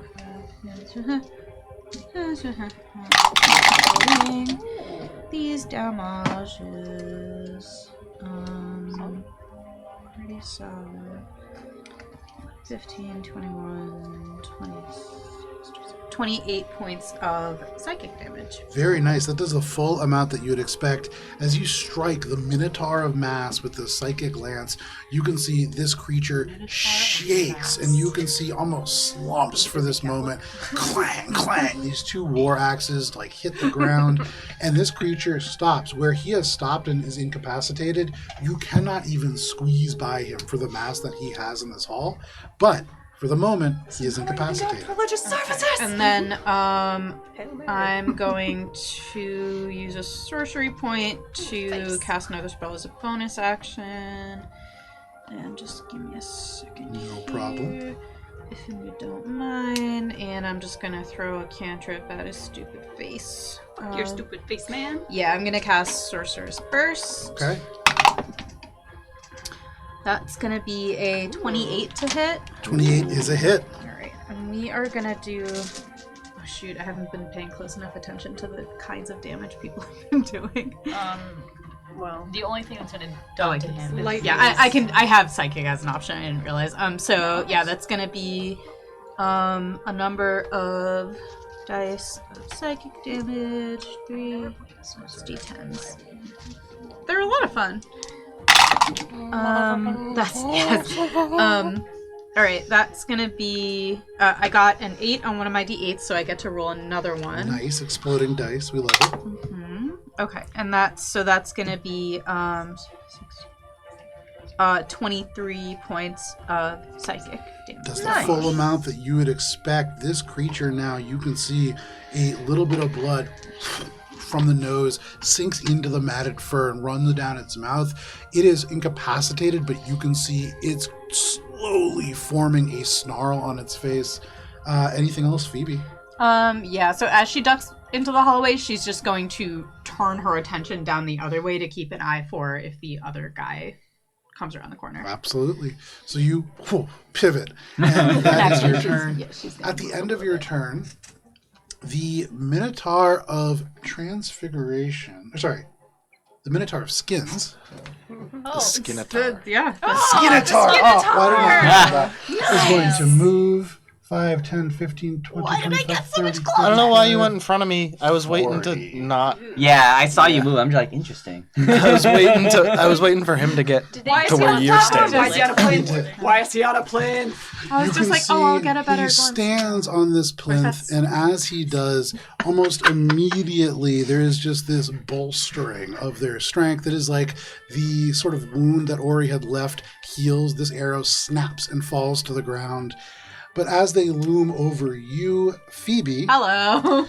that is their legendary action that does bring us to the Minotaurs. So, give me 1 second here. Dang. It's- That's a toughie. You guys did great. Sorcerers are supposed to be tanks, right? Yeah, famously. Yeah. Minky's one, so why not you, right? Second only to wizards. I'll be fine. No, that's too many Minotaurs. And he is going to... Didn't Ori open this door? He is actually going to just run right by, and you lose sight of him. Thank goodness. I'm coming, guys! Are we happy about this? So, I only have 1 Minotaur really to do anything with this turn. It's the one in front of you, Phoebe. This Minotaur, the Minotaur of Skins. You can see shifting colors and textures.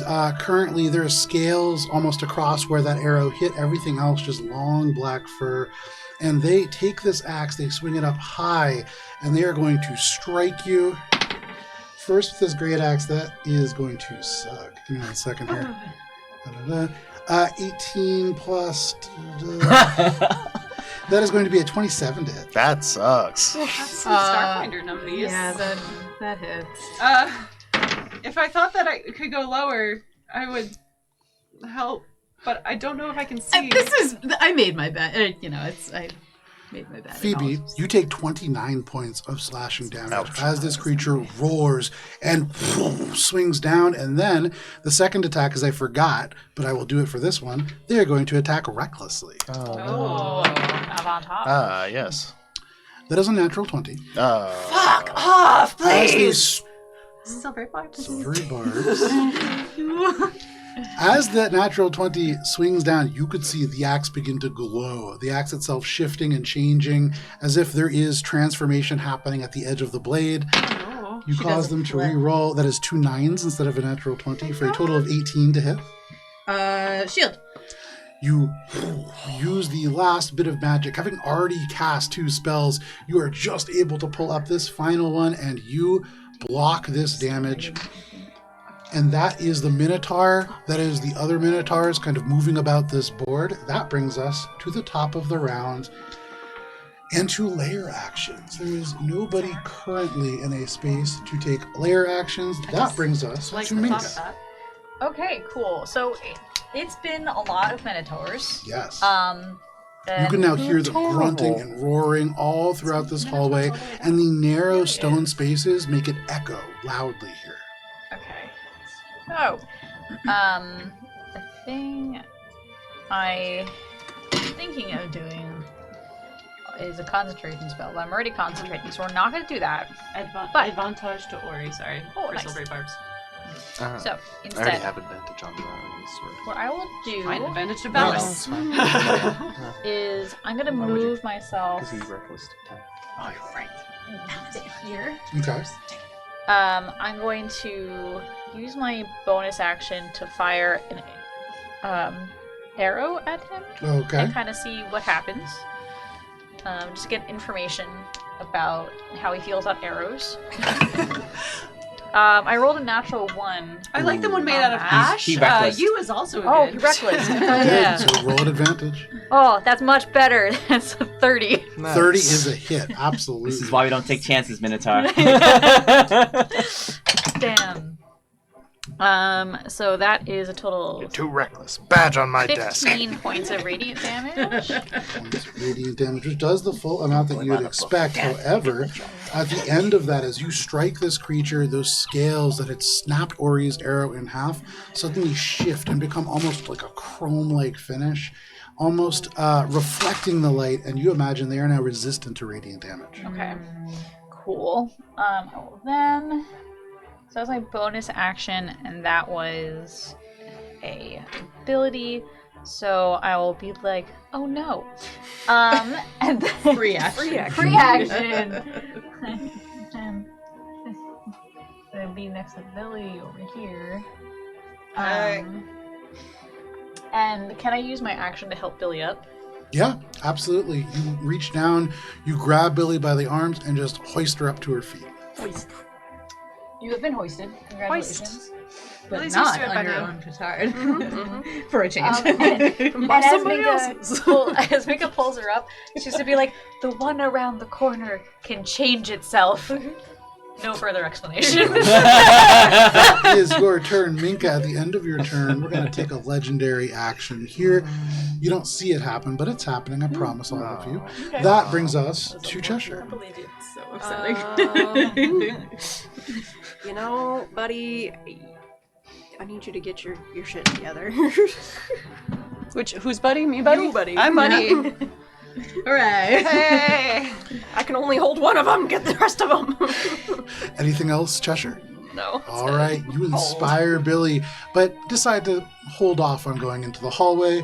That is your turn. At the end of your turn, there is another legendary action, and wouldn't you know it, you don't see this one. I'm sure it's I don't probably like fine. that. You know what? Occur You off do. screen. I'm sure it's probably fine. You know, it's like when you're playing a turn-based Could game. you place him at the very edge of that corner right there? Oh, he took the scenic route. The real scenic crowd. It took him full movement, dash, and 2 legendary actions, but he made it there, goddammit. And you can see, rounding the corner, a wicked, this Minotaur, the horns different. They are wicked and curved like goats, just around and around, jet black. They have matted fur. You can see they are wearing infernal iron armor. They carry a flame brand great axe that is just igniting in fire as they round the corner. This is an infernal Minotaur as it kind of crosses the threshold here, but that is its legendary action. And that brings us to Ori. Damn. All right. So there's a big guy right in front of me. And When those sigils activated, I know this is probably going to be an insight or something, but when those sigils activated, did it seem like all of them activated? As like, all of or did all of the that whole circle? Yes. Okay. So it's not like they're all doing different things. It's all just like one thing happening on it. Okay. I am going to attack first. So you can see Phoebe just getting beefed on by this creature, and you shoot over Phoebe's shoulder. I'm actually, for this one, I'm actually going to throw one of the shooting stars of Xandaroth. Okay, make an attack roll. And it's still at advantage because of the reckless attack. Yep. So that's going to be 28 to hit. 28 is a hit. So they're going to take... What do you call a cow with no legs? Those are better numbers than last time. Ground beef. My brain was like, what is beef? I was trying to find a name like 41 points of magical piercing. Very nice. That almost that more than doubles almost doubles the total damage for that creature. As you strike right where the mirror finish is, this shining star of Xandaroth shatters it like glass, and in its wake it kind of hardens into this dull black metal. They are resistant to that damage now. That's fire damage, correct? No, that's magical piercing. Magical piercing. Yeah. You can see just almost rock to resist this piercing. And then I'm going to use my movement. You said it was about a 15-foot ceiling, roughly? 12. 12 foot. Okay.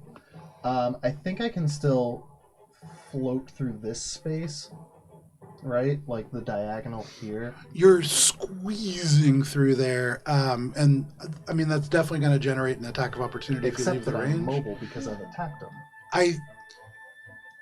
The spaces there are technically is kind of blocking off the way. It would almost be like accidental attack of opportunity because you have to like I would say go not by attack a of horn or opportunity. something. I would say like what do you have left in terms of action economy? My movement. I've used my action to make the attack. And then my bonus action. I'll call that difficult terrain. So it's just twice the movement cost to get through those two spaces. Okay, cool. Because I just want to get over to here. Yeah, onto this you have side. to like slide underneath as it swings this axe. It cleaves into Phoebe, and you just go underneath. You slide back up to your feet in the hall. And then I am going to bonus action hide. There you go. Make a stealth check. It's going to be I believe it's... Let me just double check. Oh, sorry. And you're making this at advantage because with Minka around the corner like that, this is darkness. Yeah. And I get advantage anyway because of my cloak. But that's a dirty 20. Dirty 20. Okay. You feel less hidden than you should be. But also, I'm like in the middle of the hallway. Yeah, that's actually pretty fair. Anything else, Ori? Nope, that's it. Okay. At the end of your turn, I have no legendary actions left. No, I have one. I have no legendary actions, but I must scream. My gentle Minotaur here is going to move 40 feet closer towards you, Minka, as it lowers its head and is now just thundering down the space. So is it like 5'10" or is it like 5'10"? Because he's big. No, still 5'10". It's still same amount of speed of movement to get there. 30, 35, 40. He's here. They're just charging down the space, bearing down on you. The Minotaur of Mass taking up the entire hallway beyond. You are beginning to feel a little bit penned in, but that brings us to Valis. More cow humor. Yeah. I'll attack this guy in front of me. All right, you attack this guy in front of you. You can do so at advantage. They are incapacitated. I don't think I get advantage for that, but I do get advantage from silvery barbs. Oh, that's right. There's just no actions, reactions. Yeah, 25 to hit. 25 is absolutely a hit.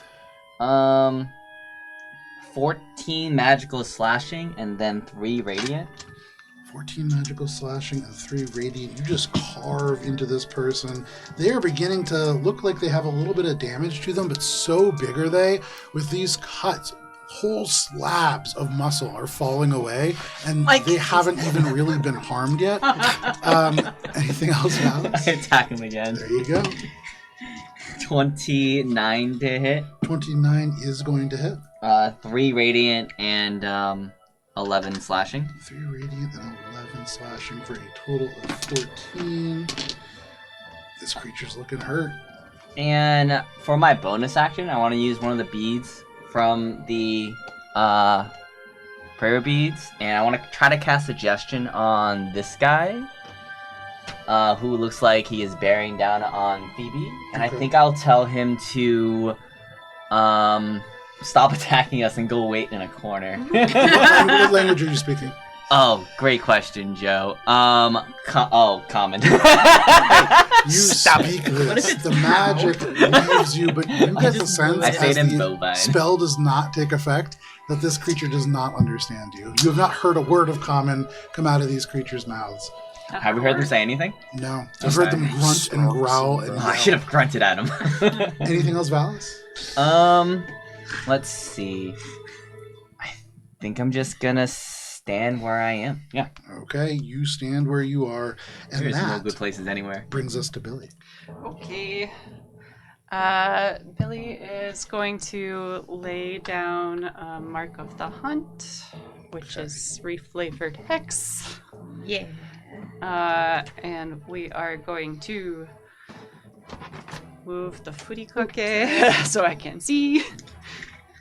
And let's. I'm tasty. I just realized there might be a thing attached to this. Hold on. Nope. Hold on. Hold on. I'm Yeah, so tell me. sorry. I'm so sorry. It's okay. I will get there eventually. Everything's gonna be okay. Everything is gonna be fine. I just needed to make sure that, like, if I teleported, nothing else is gonna happen to Valis. We're going to teleport. Gotta kill Valis. And we are going to slashy slash. Okay, make your attack roll. Actually, I can teleport 30 feet. Can I teleport Behind him, yes, behind you can. him? Ooh. So that we can get You avantage? can just see Very between good. this creature's legs, and you just teleport to the other side. Billy is disturbed. It's a free action. Reaction indeed. That first hit, Joe, is going to be 32. That is a hit. All right, and the second hit.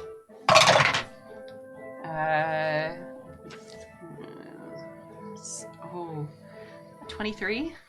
23 points of damage. No, to hit. To hit, 23 does hit. Okay, cool. So we're going to roll Yeah, all of that. Take it. I mean, I probably do better than that. So, okay. We're going to do that. We have our lightning, we've got our piercing, and what color will be the bardic that I'm about to burn? This color. Cool. So that is a grand total of 28 points of magical piercing, 4 of which goes to my AC, and 7 points of lightning. Very nice. As you strike this creature, using the momentum to kind of slash across, you stab into the Minotaur before you teleport, and then just teleport to the other side. Your rapier stays whole the entire time and just tears through the body. There is a of blood. There is a heavy thump as muscles hit the ground. This creature is in bad shape now, but they are still up. Hold, please. And an additional 9 points of necrotic damage. Very nice. Although, that does 0 points of damage. Interesting. Anything else, Billy? It's almost like Let's that give thing's him necrotic disadvantage itself. on. Let's give him disadvantage on strength checks. Nice. I was about to challenge him to an arm wrestling match. For sure. As you cast Mark of the Hunt, it almost sinks into them. It tries to pull them down, and already incapacitated, it is like their strength is sapped as well. But that is your turn, Billy. That is my turn. That brings us to Phoebe. Just in case a critical happens, you know. Yeah, just in case. Misty step away from the Minotaur. Misty step to over here. So that 1, 2, 3. Hey, look, surprise! Another Minotaur. Next to the to store. Minka. Bought a Minotaur. Went home. Look at the Missed a fridge. step away no, around we the already have a corner, bottle of and where there Minotaur. was previously an empty hallway, there are screams and roars, and there's a Minotaur just clumping down, clad in infernal armor. Hello. See, now we have a devil one! Demon devil! And you said this one's looking rough, or raw fish, right? Yeah. Rough. Pieces are on the floor. All right, gonna mean, just Mhm. go ahead and do little sorcerer's burst Pieces are because everywhere. I like that spell. Your attack roll, it's a great spell. Mhm. Honestly, sorcerers needed a cantrip like this. Yeah. Yeah. What does the 16 get me? A 16 gets you a big old miss. Yeah. Even though this creature is large, as Billy carves the entire left side of it away from its body, you shoot straight through this gap. Billy, you have to like bend out of the way as it fires straight down the hall and just explodes against the far wall. Sorry. That's my Anything turn. else, Phoebe? Okay, that is your turn, Phoebe. That brings us finally at long last to our Minotaurs. So, how long does incapacitated last? Start of Start of my next turn, so it's over now. So you pull off incapacitated. The Infernal Minotaur is going to charge straight into Minka. Fair.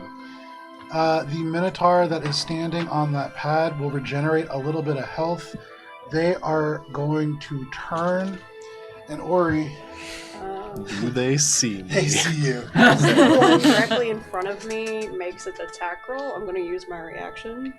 Okay. It needs to make a wisdom save. Give me 1 sec. Yep. Let me, because it's going to get a little confusing otherwise. So this one is going to close in with you, Ori. I'm going to use my reaction for brace. Okay. Make an attack roll. And then I'm going to go over to the one that is facing Valis, and we'll go from there to the Infernal one, and then we'll loop back around to Ori's. You got this, Ori. Just win your ones. I'm gonna try. What the fuck, Valen? Did you just curse him? No, I think I still hate this. You're a paladin. How do you curse people? He is very happy about this. 25. 25 is a When he hit. gets all Um, and No one off makes me laugh turn, more so than I me. think I can make it another sneak attack? No, I do not. Let me look. I have to look. Because it's Pretty not sure- my turn, it's any turn. And it's his turn right now. 1 second here. The people's lawyer I think it's- agrees with this. It's the whole turn. The It's people's not- paralegal is buried in books. Yes, you can. Once per turn, not once on your turn. Hell yeah. Alright, boop boop boop. So that's gonna be another. This is gonna be a big one, Valis, because if I don't, then this thing's gonna gore me. Remind me of the damage type. This is magical piercing still. Love it. It's gonna be resistant. Yes, it is. But hopefully the numbies will just power through. That's not bad. 41 points of magical piercing. Damn. Okay. You can see, though it is resistant, that's still a good amount of damage to it. Anything else? I'm gonna be like, me. So, flashing back over That was to more this like huge I just had Minotaur a dagger out and it just went into it as kind it of continued in, through. and it just looks down and goes and looks up at you.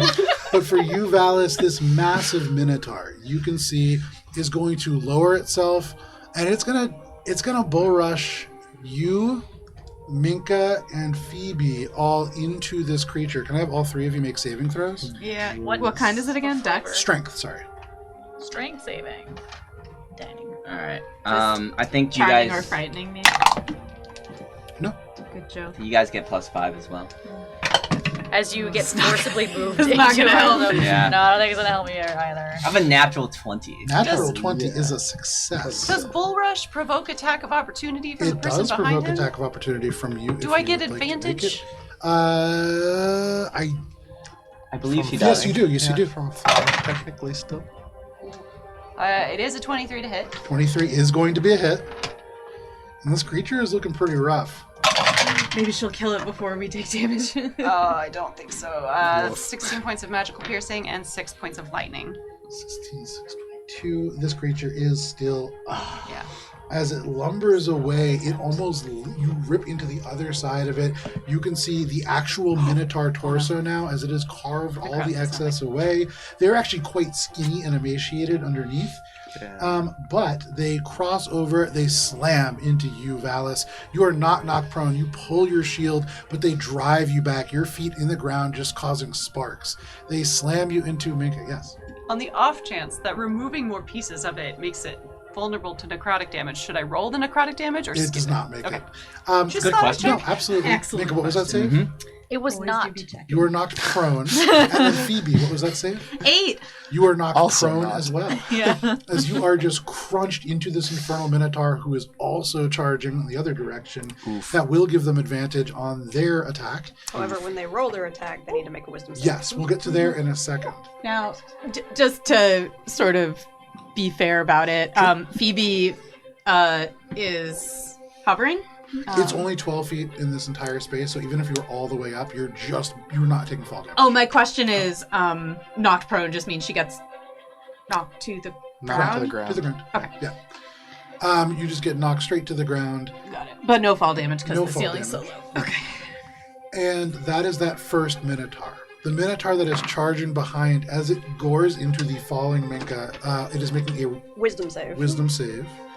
That is a d12. That is a natural 20. Damn! Okay. Can I see it? Can I see it? Can I see it? You used Through your the reaction Minotaur mass, already. probably not. Yeah. Oh yeah, I used did your use my reaction. reaction already. Thank you. But this creature is going to gore into you, Minka. So first, I also can't see it.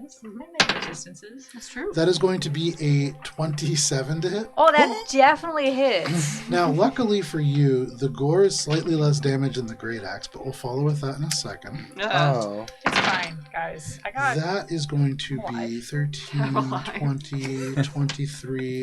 That is going to be 29 points of piercing damage.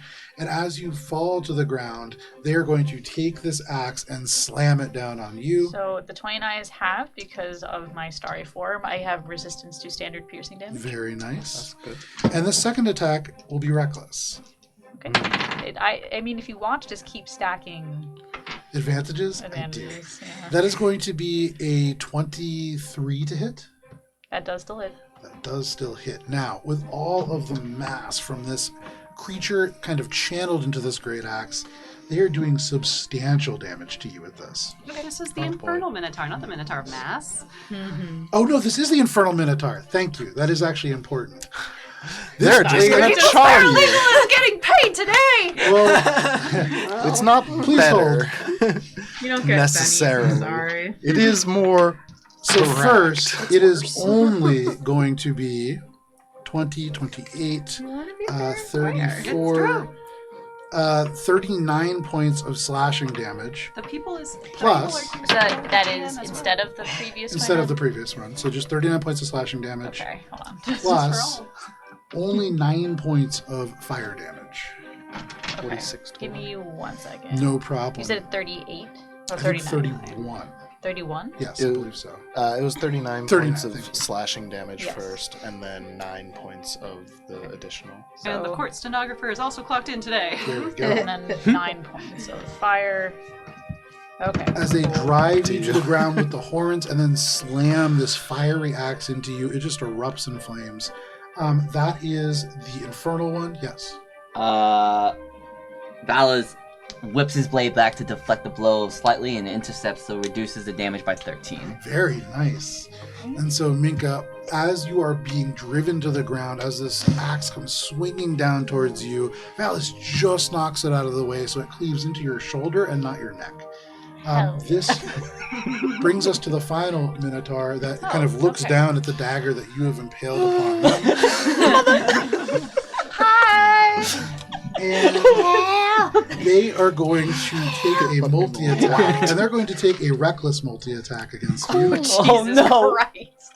You're so far away, Ori. First great axe. That is going to be a 22 to hit. Yep. All right. Can I get my d12s out here? Ori, just know if you go down, you must make a noise so we know. Yes. Oh, probably do something like this. 24, Maybe a little louder? 25. That is 30 points of slashing damage Phoebe is from the still first. telepathically connected to him. Oh, my Hard, shoulder! And then they lift it up and swing it back around again. That is terrible, considering its advantage.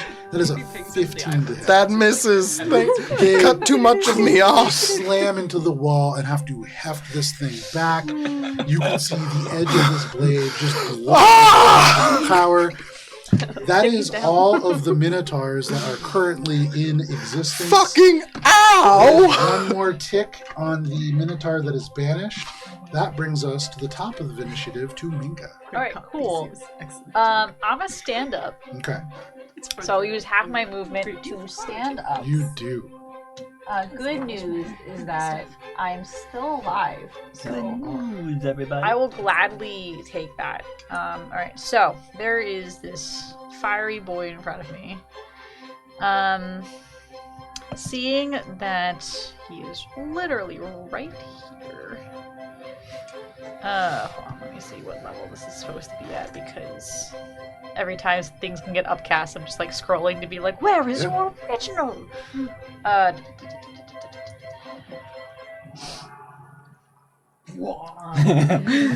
It's the gong. Oh, this is an AoE. Okay, I'm not going to do that because there are too many of us in this spot. What you doing, Minka? All right, We cool. can take it. No, you can't. I am so sorry. I will first. Is there enough room to move this way, or is his mass just blocking off this corridor? He's blocking off that Okay, door. so we're just like Corridor. we're like squishy. You guys are squishy. Okay, cool. Awkward for I will cast Moonbeam. I sacrificed 6 legendary actions to put you in this True. Oh, right. That's why you took the scenic route. Pincer So, formation. You absolutely because you banished the one that was supposed to do it. So you're casting Moonbeam. Straight into the upon this gentleman. Okay, on the Infernal Minotaur. What kind of saving throw is that? So it is a Constitution saving throw. That is going to be a 16. Okay, he needed to be a 19, so this is at 4th level. Hold on, let me just beep that off. Beep, beep, beep, beep, beep, beep, beep, beep, beep, beep. Beep that off. No. We have a moonbeam. Alright, so it's going to be 4d10 of radiant damage. Let me just grab my final d10 of a d10 lot here. That is a total of... Well, now we know the craft that Matt brought to the table. So that is a total of 22 points of radiant damage. Does the full amount that you'd expect. Awesome. I am then going to... that was my action. With my bonus action, I will actually shift the archer back to the chalice, so I can't really do anything with it right now, but just would like it to be in its other location, just in case for the future. And I can't really move. I will just hold the moonbeam on this guy. Okay, you hold the moonbeam as you cast it from the ceiling just 12 feet overhead. A shaft of moonlight strikes down and has 22 points of damage just rip across this person's face. They just... They turn and they look down at you. It barely phases them. What languages do you speak, Billy? Oh, no, that was a joke. Gotcha. Was it giant? It's not giant. Okay.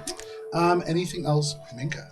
I cannot move, and I do believe I don't have any bonus actions available to me in this moment. So. Okay. As a legendary action at the end of your turn, the creature right in front of you is going to swing their flame brand around and take an attack against you. That is going to be a 12. There you go. And so it swings and misses wide, this moonbeam directly in their eyes. That brings us to Cheshire. So Cheshire is going to use the flute and is going to cast Destructive Wave, Nice. Okay. choosing to only impact the 2 Minotaurs that are within 30 feet of me. Fantastic. They need to make Constitution saving throws, please. Very nice. Where is my I don't think I know conceals? what this spell does. I've It's got a it before, but wave you were of not destruction.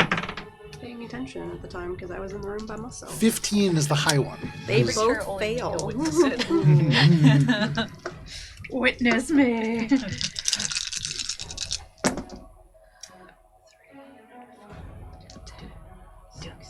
19 points of thunder damage, and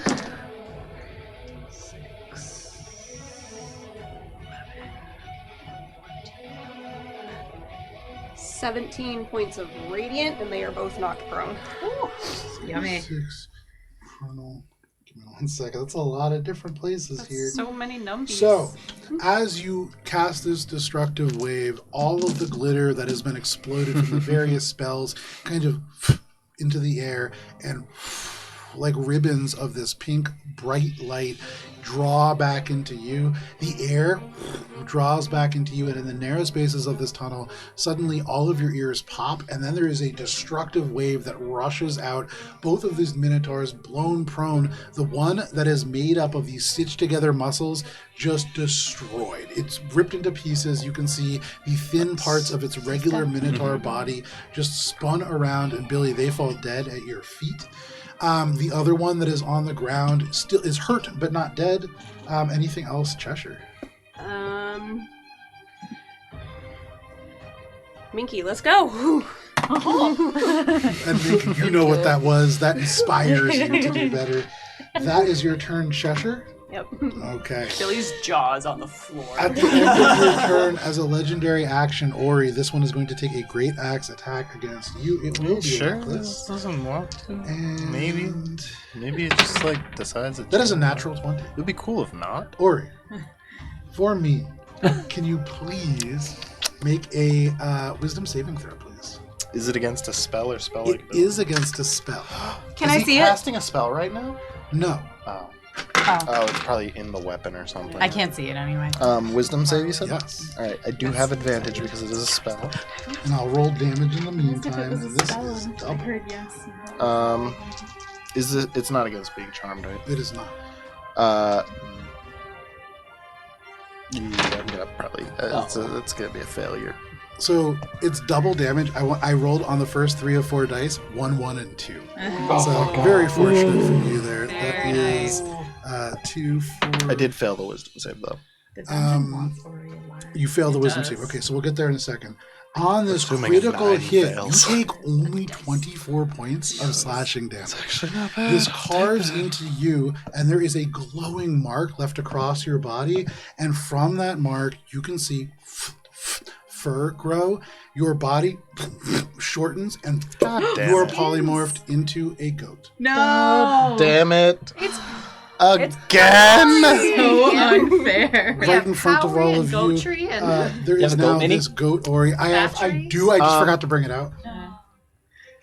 I think I know how this functions, Yes, but you should. You played a character for Yes. half of a campaign that had this and never got to use it. yes, I know. Which it would have been so cool. question is, But morph. the Probably effects of the cape, I can't activate them because all Correct. of my stuff gets Correct. morphed in my body. Okay. So also you're a you goat. are a goat. That is that creature's turn or legendary action. That brings us to Ori. Bah. Yeah. Ori, you're a Beyond goat. your You still have the regular personality that you have. However, your intelligence quite low. Your HP to 0, you revert back to yourself. That is true, though as a goat, you do not know that. As a goat, all you know is goat thoughts, and right now there is a massive I think I growling would creature. probably ram him, right? Like that feels like a goat thing to do for Yeah, Ori it's is fair. like just and like Like, Make most an goats attack have run roll. away, but an Yeah. Ori Roll a goat D20. ram it. He has the advantage, right? Because the Oh, yeah. because of reckless. You do. if I get a natural 20 right So I will now, tell you, ram plus 3 to hit. okay. Hoping for that natural 20. That natural 20. Natural 20. Oh no! You roll him like a goat. For a 7, you But not the ride goat, just back a and you Wait, right to their actually, shin. is it a dexterity based attack or is it strength based? It is a strength-based attack. Sorry. And in this moment, your strength is You don't 12. get goat I don't accuracy. get goat So accuracy. you headbutt this creature, nothing happens. They are completely unfazed. That is your turn, Ori. Jewish flavor. Bonus action.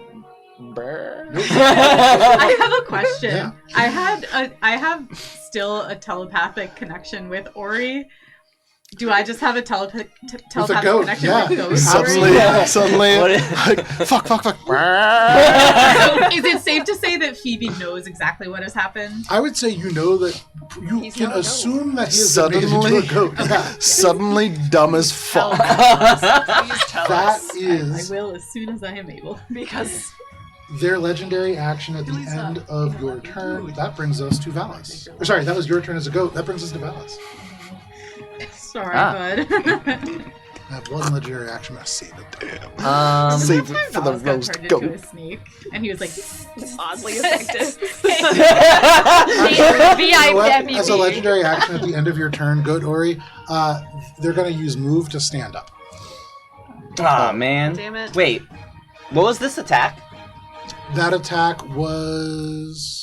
I thought that was a legendary That action. was legendary action. Yeah, get back down, because I'm going to hit you. Get on the floor.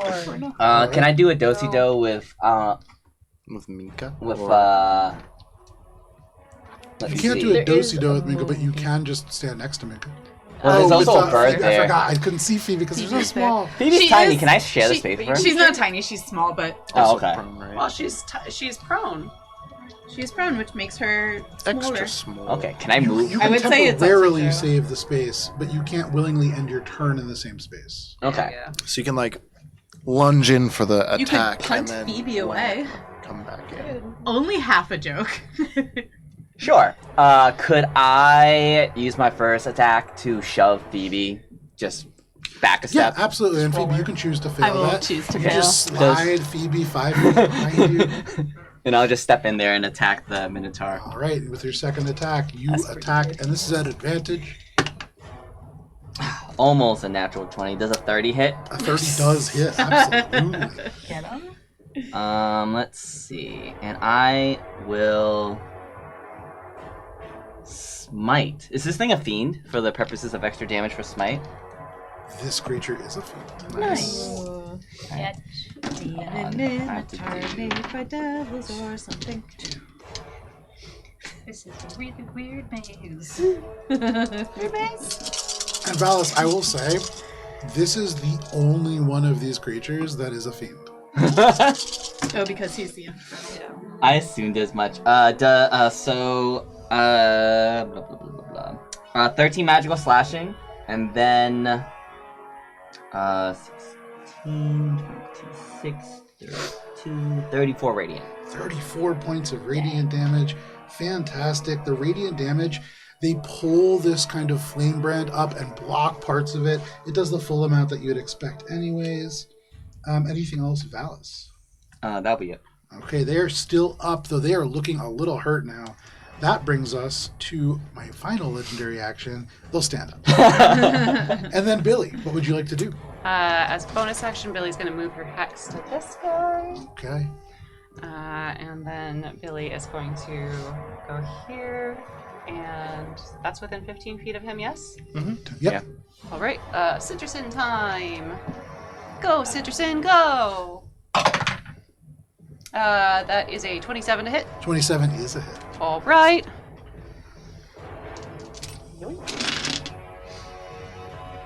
An additional d6. So that is going to be 14 points of magical piercing and 8 points of lightning. Okay, that does the full amount that you'd expect. And 6 points of necrotic. It does nothing. Okay, you gotta try. There you go. And we're Anything- gonna say that for this guy, it's going to be Constitution checks. Constitution. You can see there is a burst of autumnal leaves as you arrive at this point, and the mark sinks in. You strike this creature with all the force of this blade, and around them, you can see it is as if their body withers and they grow weaker or less constitute. Anything else, Billy? That is Billy's turn. That brings us to Phoebe. All right. The Phoebe, first you are thing slid across the ground. the first thing Phoebe does is yell, Ori has been turned into a goat. Are you serious? And he is down that way. And she gestures with her wing. I didn't know he knew how to do that. He doesn't, Valis. It was not on purpose. You dummy. Treasure, it's a new verse! Alright, so then she's gonna stand up. Yeah, and Ori's the goat. He's the motherfucking goat. Keep concentrating! And from before she completes her movement, from here, can she see what's going on there? I know there's some corners. Not really. Okay. I would say you see shifting movement and stuff, but Okay. it's 3/4 cover, and that's lucky. Okay. And so she's like, that way is where Ori is. You just direct traffic with your wings. I'm just making sure everybody knows. Yeah. All right, and then she's gonna go pew pew pew. She's gonna do the Phoebe version of pew pew I was pew gonna and say. cast Sorceress Burst at this boy. It's kind of like a sorcerer's Eldritch Blast. Does a 30 hit? 30 does hit. Okay. Still not as good as Eldritch Blast, but it's. Well, I could have. There was a way to take Eldritch Blast, for sure. You and could use I Eldritch decided Blast. not to. All right, so that's an 8.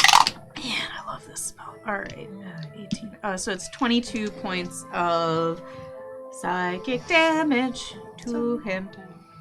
Okay, they are still up, but as that strikes, the Sorcerer's Burst just exploding around them. They almost sink down to one knee. They are starting to look pretty hurt. Then I will use a sorcery point to, as a bonus action, do another one. I don't think you can cast 2 cantrips. I think Oh, maybe you're it's right. a cantrip yeah. and a leveled spell. All right, I'll cast Magic Missile then at first level. Magic Missile. Roll damage. Yeah, just at first level, just in case. Just on the off chance. On the off too. Those are pretty good numbies though. So that's gonna be 12 points of force damage. You strike this creature with the psychic damage kind of rolling off them, and they roar, almost dropping down to one knee. But they swing this axe up. They're about to slash across your entire party, and then these magic missiles just erupt around you and over, like these little missiles almost just hitting this creature. And the first one drops them to their knee, the second one drops them to both, and the final one straight through their throat. You can see just blood going out. The fire goes down, and they are dead. Excellent. Okay, and then just the last thing Phoebe does on her turn is, quickly, we must help Ori. After all, he is a goat. He's got this. He's been a cow before. That's her turn. Alrighty, that is your turn. That does bring us to the Minotaur. They are going to turn away from Ori. Oh, he has many He was faces. like a balloon. I forgot about that. 10. That was so upsetting. It was so good. They're going to go and stand. They're going to rush over around this corner. Foolish opportunity attack. As a goat. Don't think you're getting away from me. Goats are territory. Bah, motherfucker. And you can This put is them actually Ori. This is between Goat Tree's Minka maze and now. Billy. And I think it's an advantage because reckless 5 feet attack. back. 5 feet back. I'm gonna ram the fuck out of I'm gonna this stand in boy. the doorway. Okay. Get a little benefit from the cover that is available to them. Dirty 20. Dirty 20 is a hit. Oh yeah, get ready Bite for his this ankles. one. I'm gonna ram the shit out of him. Oh. Yeah, I said that. Fuck yeah, that's 3 bludgeoning damage. 3 points. Is it magical? He's a goat. You tell him, Joe. You deal 1 point of magical. Of Yeah, I non-magical showed him. bludgeoning I damage. showed him. Even Alina's ram wasn't magical. As you bump into their calf, almost barely hitting, their entire leg calcifies as they gain resistance to bludgeoning. And you imagine if you were to do the same thing, you would deal 0 points of damage. But they run away, almost not even noticing. They dash across this space, and Billy, you can see for just a moment their eyes kind of flick back and forth, and then Minka, they shift their attention over to you. I am good. They are going to. This is the very obvious Minotaur target. of Transfiguration. So, I do have a Sorry, question. No, skins. Yeah, skins. Skinatar. Question. Yes. My moonbeam is right here. Yes. Are they in the moonbeam? How wide is it? 5 feet. Yeah, sure. Why not? What kind of save is that? That is a Constitution save. 19. He's too into that. What does Not that great. mean we're in for? That is a 6. He fails. Cool. So he gets the 3. No, not 3. It's a Maybe I should go over to the moonbeam. Doesn't one of them remove polymorph? no. Well, reverses shape changers to Yeah. revert back to their normal. Does that Oh, affect but this it's not like Minotaur it's skins like- anyway? Yeah. I Damn. don't know if he does. I TM. don't, yeah. I don't know that it would work. I don't that think math rules right? is written it does. I don't think so. 32 points of radiant damage. Very nice. As they step into this moonbeam, their fur alights, and you can see it hardens into this almost kind of glowing stone that seems to give them some resistance to radiant damage. But they swing into this space, and they will take a multi-attack against you, Minka. I mean, And they since things should. aren't going great, they're going to take it recklessly. Yeah. First one is going to be only a 13 to hit.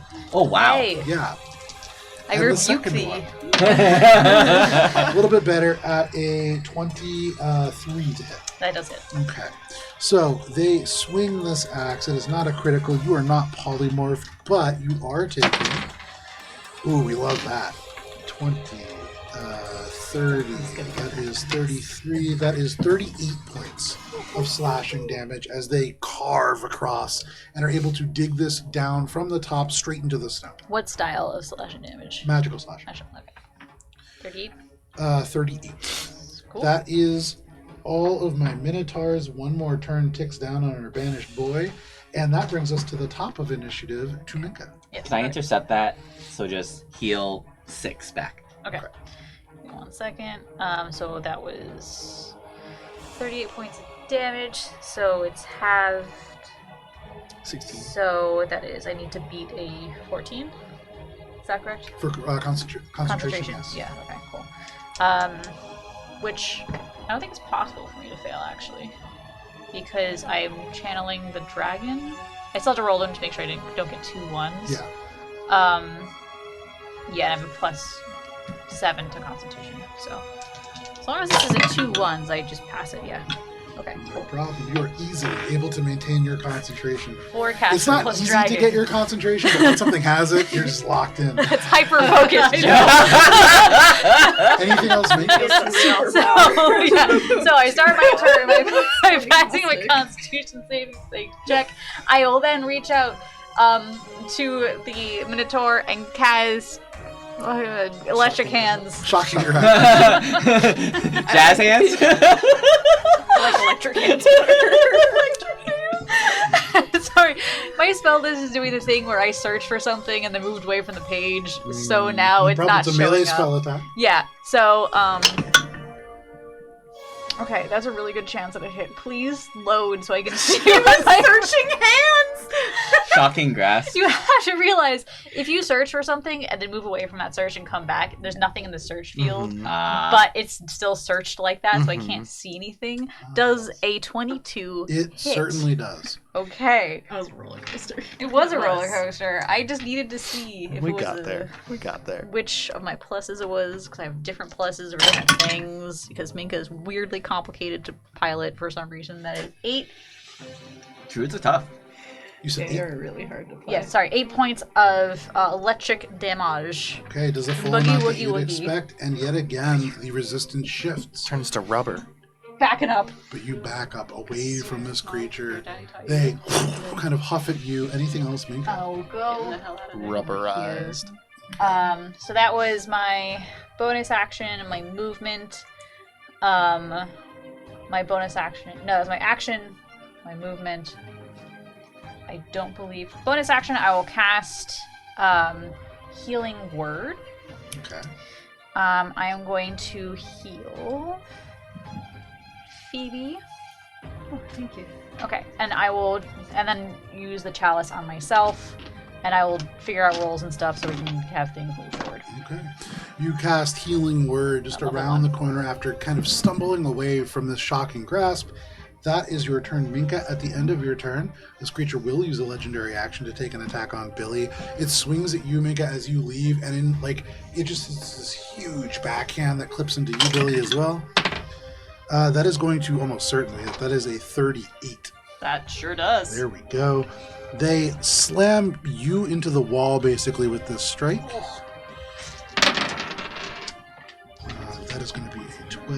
14. That is an 18. That is only going to be 23 points of slashing damage. Okay. That is their legendary action at the end of Minka's turn. That brings us to Cheshire. Cheshire will cast Healing Word on Minka Okay.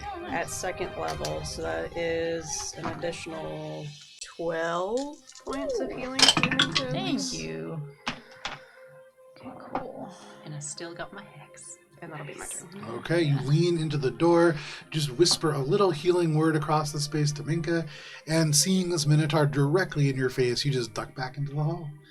That is your turn, Cheshire. At the end of your turn, that Minotaur, the only one that has legendary actions left, Billy, gonna take an attack against you. Billy, that is gonna be again a 38 to hit. Shockingly, it hits. This is a little bit worse. This is going to be 24, 29. That is going to be 34 points of slashing damage. And that brings us to Ori, the goat.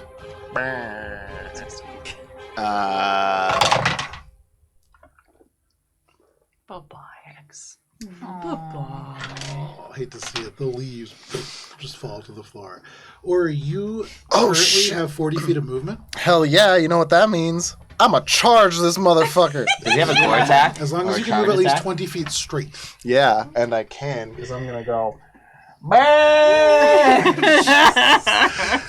You put your head down, and even though this is a narrow hallway as a goat, well, it's a medium beast, but we'll say narrow little enough guy, to just come on. rush down. With your head lowered, you try to make your charge attack. And it's So an first- advantage because it's reckless attack, right? Did he yes, reckless yes, attack? yes, yes, Yeah, yes. reckless attack. So go ahead, make your attack. Okay.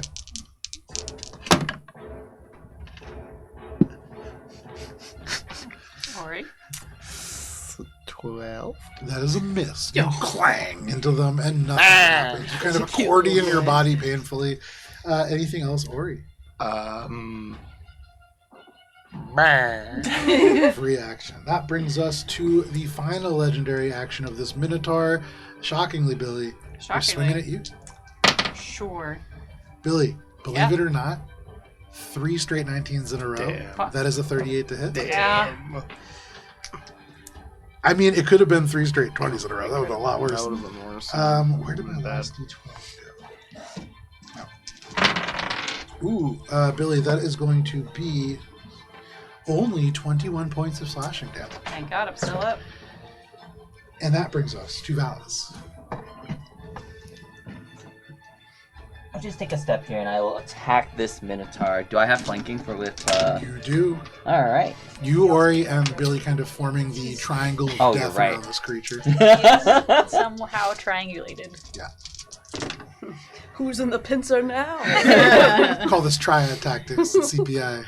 Push him into my horns. 28 to hit. 28 is a hit, absolutely.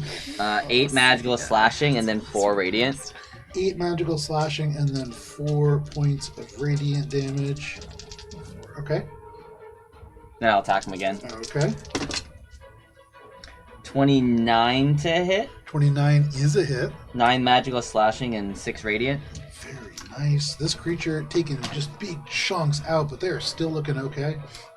And then I will just stay where I am. All right, you stay where you are. And that brings us to Billy. Damn. That's crazy. What you doing, Billy?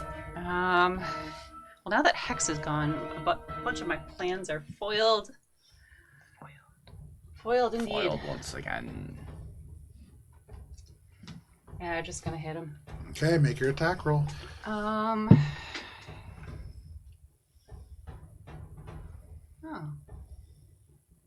We're gonna try a thing. Okay. Billy is going to cast Booming Blade Okay. and use Booming Blade for this attack. Very nice. Need one more. 8.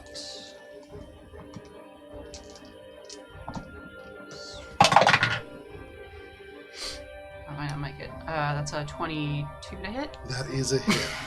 You pull Cinderson down in both hands by your hip and then just thrust it forwards after it charges up with this booming energy. So that's 3 points of lightning damage, 4 points of thunder damage and 17 points of magical piercing damage. Which all does the full amount that you would expect. And you watch his skin flash through 3 times. You can see, no, not this creature. This creature. This creature. This is skin. Oh, this is the creature, yeah. It only does it once on your turn, so it would change to, I believe, what was the first damage? Lightning. That was the first one I called out. Oh, so actually, I'm going to take a little bit of damage because they already had lightning resistance. Still, though, they are looking hurt now. And Billy is just going to...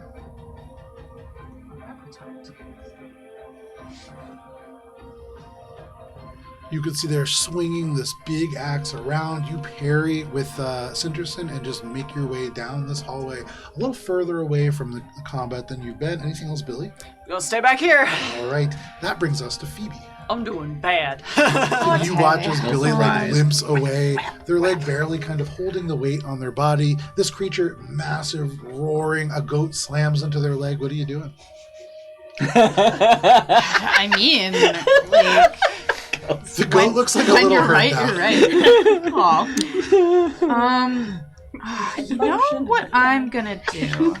Is the goat a suitable mount for Phoebe? Goat is best. Oh, that's fucking cute yeah, as shit. actually, 'cause Oh, it's I'm a not gonna do medium that. creature. Okay. I'm gonna just go Phoebe pew pew, owl pew pew. Okay. Let's go ahead and do a Make your sorcerer's attack burst rolls. at this guy. And Owl Pew Pew is just going to pocket up the rest of the bones. It of is. her. That's a natural 1. Damn. Oh, that is a miss. Can you roll damage for that? Yeah. Valis. Want to hit? Oh no. Oh, okay. How dare you move I thought me. it was gonna hit the goat, and that might have been. It is a That spell. would have been better, yeah. The goat, I'm sorry, sweetie. That's Damn, I thought you loved me. 15. And she would have done psychic because that's been working so far. 15 points of psychic damage. Valis, you feel pretty good. You are facing off with this creature. You see your allies have gotten to safety. It is just you, this creature, and weirdly a goat. And then this A headache. psychic damage just slams into you from behind. It is like a migraine just begins to set in. Anything else?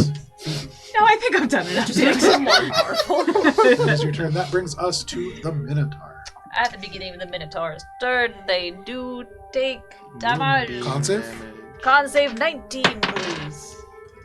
That is a 15.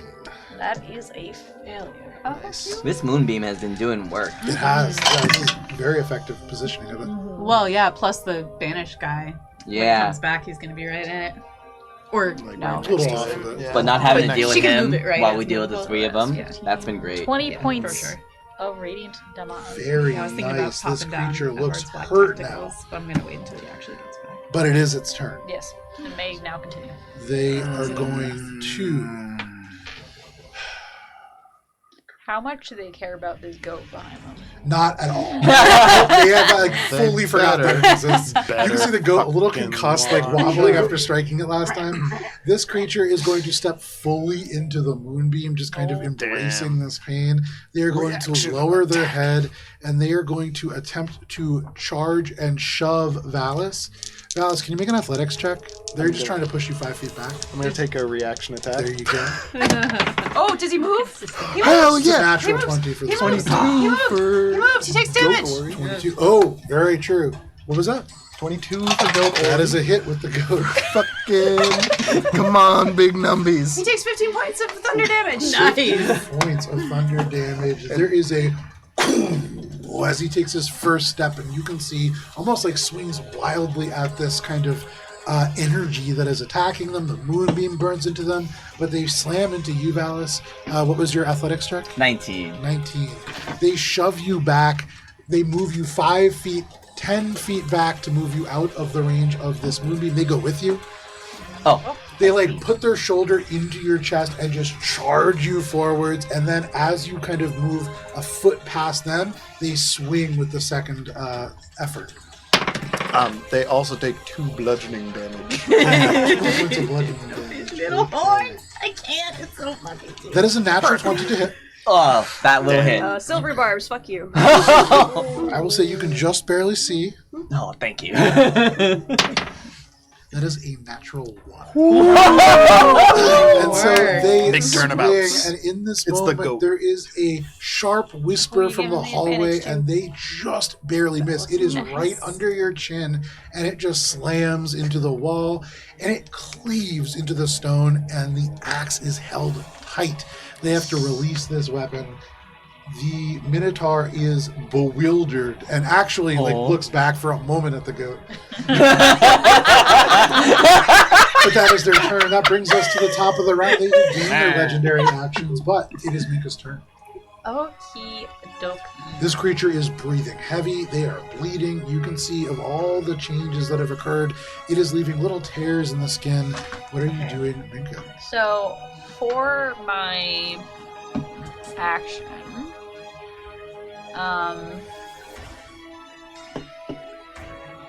I will move the moonbeam. I can move it up to 60 feet, so I'll reposition it over the Minotaur again.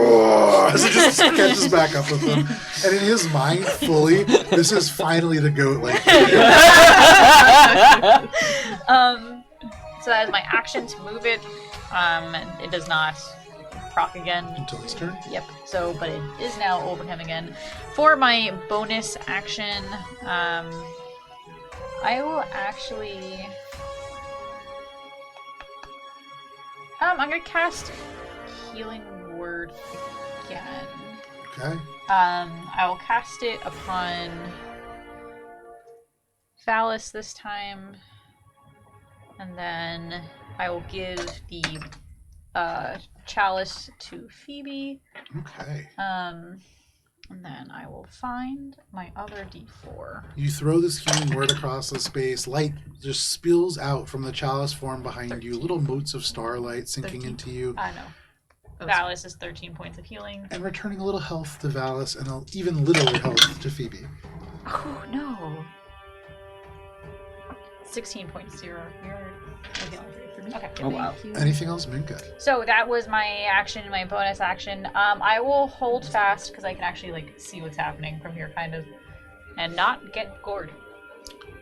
Well, we'll see. At the end of your turn, they will use one of their They're still legendary young. actions to first take a great axe attack against Valis. With what great axe? Oh, that's right. Oh, Valis, yeah. they lower their head and they attempt to gore you.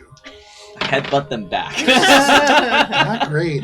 That is a 14 to hit. Well, that'll miss. And so they just slam their head into your shield, ricocheting off. That is their legendary action. That brings us to Cheshire.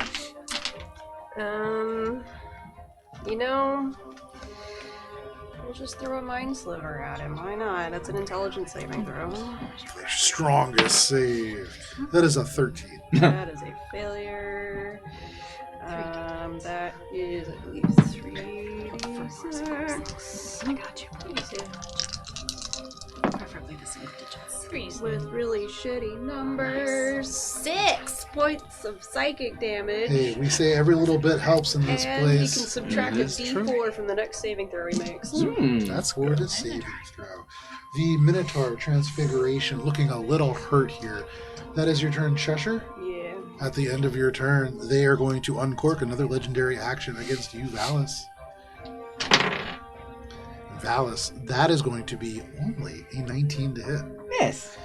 They are just unable to breach past you. You can see surging, trying to get to this glowing light that is Minka. But that brings us to Goat Ori.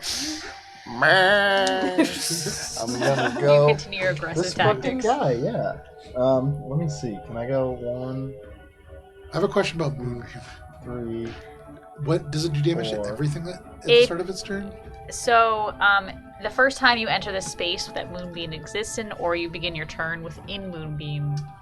Hell yeah. So you are going to get moonbeamed if you knock into... Well, I don't That's know good, that though. because I'm a fucking Right, goat. yeah. So I back up all the way here Okay. and get ready, and I fucking ram him again. Fuck you, man! Okay, so I believe Moonbeam procs first. Or he First, just make a runs Constitution headfirst. saving throw against this against this radiant damage. Where is Ori when he's standing? So he's here, right? Yeah, correct. In one of those two spaces. All right, that's important. He gets +5. On the con save? Yeah, this goat is my friend. 19. Con save is 19. I get a +5 +0 because I'm a fucking You got this, goat. Oh my god, that's a dirty 20.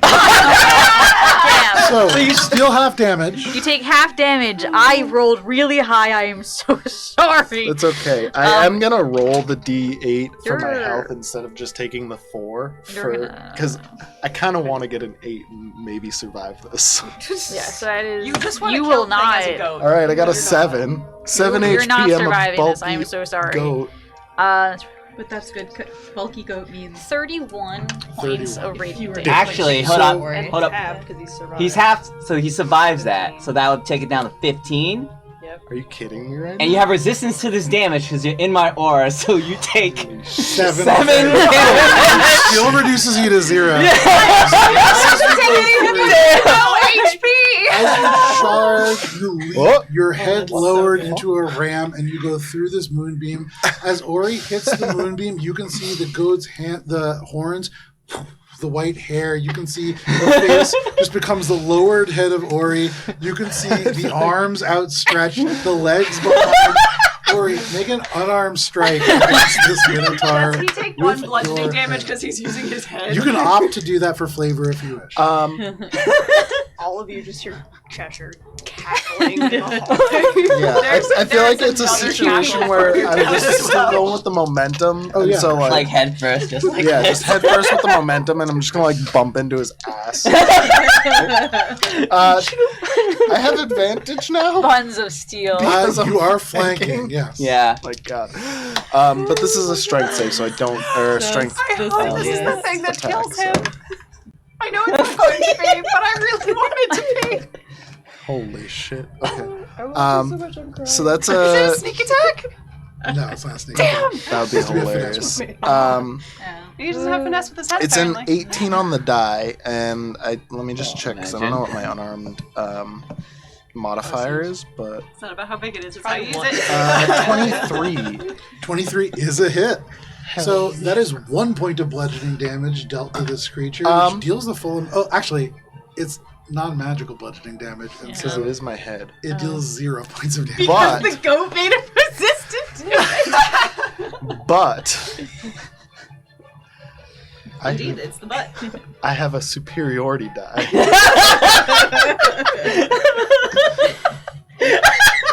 Can you If you don't deal damage, does it still proc? can you use superiority dice When on a I non-proficient weapon? make an attack, I can use them because it's the fighter ability, so it doesn't have to do with things. So it's whenever I hit with an attack. Which superiority die? I'm gonna use a fucking trip attack because certainly this guy's strength isn't very good. I love this. You go to headbutt, and realizing that you're about to headbutt, you aim right for the back of their knee, just hoping that you can throw your body and the momentum will perhaps tabletop this Minotaur. So he is also taking a little bit more in a lover's damage. embrace with the And It is Minotaur. minus D4. It is also a minus D4 Oh, from shit. Cheshire's. Hell yeah! So he's got a. I think it's an 18 that he has to save. Yeah. What is 18 So, with strength everything save. incorporated, that is a grand total of 27, even with the minus D4. That's Well, he does still take hilarious. 3 more points of damage. There you go. They feel that. It registers with them. You can see for just a moment. On like an emotional level? It's less that they feel it Press my emotionally, butt. more that they're a little confused. Like But sexually? No problem. They begin that way. Shoot, I shouldn't have done that actually because I'm realizing I always still interested in now that I was thinking I was still a goat, That but I is your have a movement bonus and your action. action. You I do could have a have bonus used my action. bonus action to actually do something. And But now you have a bonus Punch action. yourself. What are you doing? You can always I mean, surge into action. You could surge into action. Yeah. You can also bonus action disengage and then think about your life. I don't need to disengage because I already hit him, so I don't provoke attacks of opportunity now. You and Ori. Hilarious. I also don't have any more movement I'm going. Actually, I do, and I'm going to use it. You've I'm only gonna used bonus 25 feet. action fucking dash away. Okay. You bonus action dash away. For all of you, Actually, you watch. wait, I have my movement. I'm just gonna move back there without using You don't my need to bonus. dash, yeah. And then bonus action hide. You see this make a stealth check. You see this goat version of Ori screech around the corner and leap with their head down, everything that the goat has, and they drive into this Minotaur, but by magic they transform into Ori halfway through the charge. They almost ragdoll themselves into the Minotaur's knee. This Minotaur kind of sags down as they awkwardly twist in that angle. If you've ever been hit hard from behind in the knee, it sucks. Billy doesn't And see it was Ori a natural anymore. 20 to snare. And Billy just assumes he's somewhere around. And this is the most haggish Billy has looked since being cleansed by Sir Nunos. Anything And she's else, just like, Ori? That's Is strange. it for me. Part of me really does want a bonus or action surge and just go fucking charge him again. But I'm not. As a legendary action, they kind of climb back to their feet, and they're going to just headbutt you, Valis. They're not going to do this recklessly. That is only going to be a 20 to hit. taking inspiration. 20? Yep. It misses. All right. You hold up the shield, and you are protected yet again. That brings us to Valis. Oh. I hit him. Make an attack roll. Let's See if you can somehow outdamage Ori. It's gonna be rough. But I believe in you. Oh no. Oh, you guys jinxed him. Thank you. 27 to hit. That is a hit. Alright. 14 magical slashing and 8 radiant. Okay, they are still up. They are looking badly hurt now. Alright, second attack. So, 17 to hit. 17 is a miss. And I think that's it for me. All right, that is it for you. They have used all their legendary actions. That brings us to Billy. Far away, time to pew pew. And lose a die, apparently. Cool. So, the highest was a 29. That is a hit. The lowest was a 16, which I assume does not hit. That is a miss. Next up was a 22. 22 is a hit. Cool, so that's 2 hits.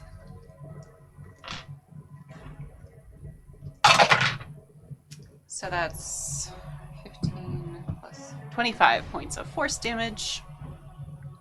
Billy. As this creature has been hit by Ori's face, struck by this large carve from Valis where this kind of energy just leaps off, this creature already looking rough. Tell us how it happened. Nice.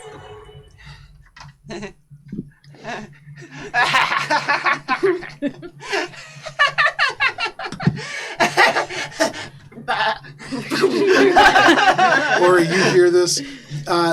You can see Billy kind of looking around, not entirely sure where you are in this moment, but then just hurls this Eldritch Blast directly over your face and straight into this creature, and you watch as it goes straight through its back. Valis, straight past your face, this Eldritch Blast exits this creature's chest, leaving a gaping cavity behind, and they collapse to the ground down.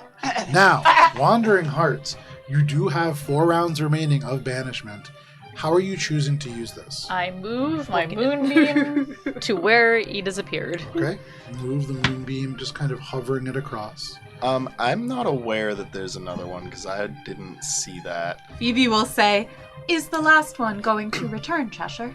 Probably. I think so because yeah, I I would actually move. did see that. Well, I saw the flash. So in the 24 seconds that you have, how are you trying to set yourselves to be I'm successful? staying where I am, and Okay. as soon as it reappears, I'm gonna just unload. So holding an action to attack when it reappears. Billy's... Yes, sneak attack potential. Steady aim and then attack. You can't... Okay, I'll allow it. Yeah, that makes sense. Billy's Okay. cackle turns into a cough as she spits up blood. She's at... One would say she's at an 18 hit points out of 131 level of Very ouchies. And prepares... Eldritch Blast when appears. Okay, you hold Where this do you wanna Eldritch stand? Blast. Phoebe prepares we know it's Sorcerer's gonna Burst appear when there. it appears. You prepare Sorcerer's Burst. Cheshire? We don't know where. No one knows You where hold your Ori position is. in the hallway, just concentrating on keeping this guy I'm gone for the moment. I'm still hiding. Valis somehow trips over Ori. Oh, And but still I'm hasn't seen Ori. connected to you, so I know you're back though. And he was charging this From- way. Yeah. I tell Yeah, Ori, y'all you might saw be in its Yeah. way Okay. where it's charging. You don't see him. Minka, where do you want to go? Oh, you're So right. Thank you. I'll move myself down to here. Okay. Phoebe said, Ori, glad you are back. How was it being a goat? Well, how do you think? I was in your head. Not great. I will. You know what? Move. Why ask? Trying to be friendly. Is it working? Not the time. I'll get a. I guess I'll hold. Concentrate. Right. That doesn't interfere with each How other. did Phoebe become just an God, android? I hate this. You chose this voice. I'm gonna hold a. It works so much better You during hold the Starry CFI. Wisp. So in this moment, all of you kind of rush through the halls. You gather on either side of where you know this to reemerge. Cheshire, the lone person to kind of slink back into the little hallway that is not this direct avenue of confrontation. And then 24 seconds tick by and the Minotaur appears. So the way that I'm going to do this is all resolves at once. But for my sanity, I'm going to start with Billy, and then we're just going to go around the table like this. So Billy, go ahead and resolve your held attack. The lowest is a 12. Then we have a dirty 20. 12 and a dirty 20. 12 is a miss. Dirty 20 hits. And then the other one's a 28, so that hits. So that's another 2 that hit. Oh, that's shitty. I got 2 minimum damage for a grand total of 12 points force damage. Yeah, you know what? Every little bit. Anything else? Oh, that was your held action. So Phoebe. Alright, so Service Burst, that's gonna be a 27. 27 is a hit. Right.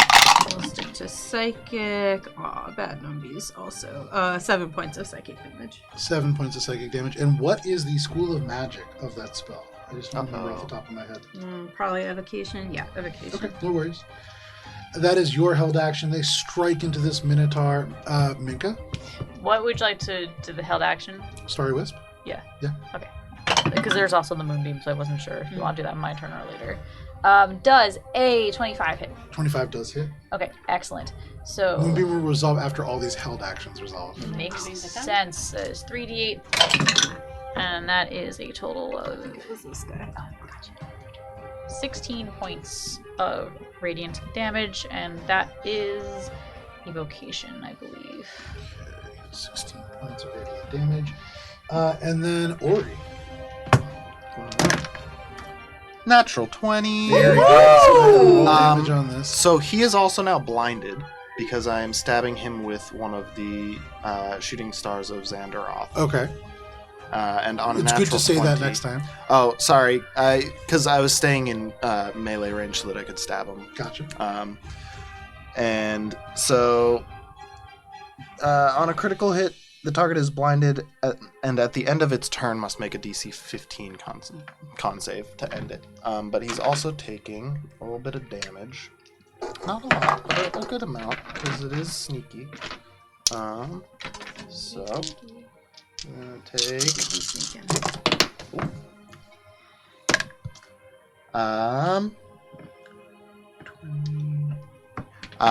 40 points of magical... 70 points of magical piercing. Very nice. That is so many points. Wow. You, Damn. as this creature Damn, appears, there are spells that fly And in there's from like all a blinding directions. flash from the dagger too. You're seeing Because radiant the damage. critical. You are seeing like lightning. You are seeing eldritch blasts. But more than all of that, you are seeing this spray of blood as Ori just digs into an artery and severs it at the femoral joint. That is your held action. Ori, this creature is still up. Valis, 23 to hit, 23 is a hit. 5 radiant, and 11 magical slashing. 5 radiant and 11 magical slashing. There's a total of 16. Give me 1 second. This creature is still up. Damn. But barely after that. They reappear and then Moonbeam. So what kind of save is that? It is a con save. That is going to be 21. That does beat my 19. Okay. So it is 14... 23 points of radiant damage. Have Halved. to 11.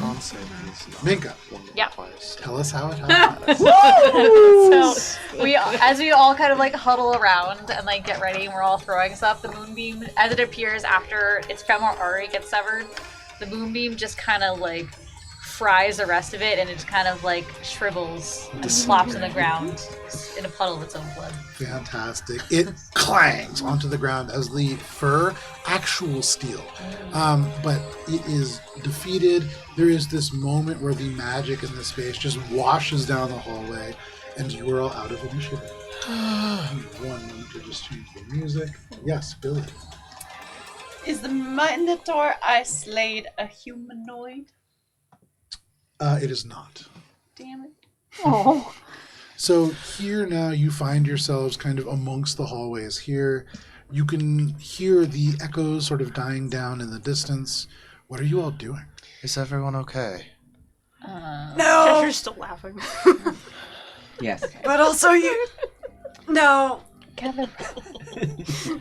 Billy Thank is you like for checking, holding it Ori. in because... I am sorry you had to be a goat. There are way more things that I'm concerned about than 30 seconds as a goat right now. Can we find our way through this room? And maybe... First, can everyone just come a little bit closer? Okay. I'm going to cast Mass Cure Wounds. Okay. I'm going to be casting it at 5th level. I'm so excited Very for this. nice. The chalice form behind Minka glows even brighter, and little stars begin to kind of shoot out and sink into each of you. So, and then it also gets this bad boy. Okay, so that is a not great roll, but that is a total of 4, 5, 6, 7, Every little bit counts. 12, 17 points of healing for everyone. Okay. And then I will also give Back Billy into the triple digits. the chalice heal, which is going to 91%. Good heal. Yum. 15 extra points of Very nice. Billy. Thank you. Okay, how are we doing now? That was quite restorative. Thank you, Minka.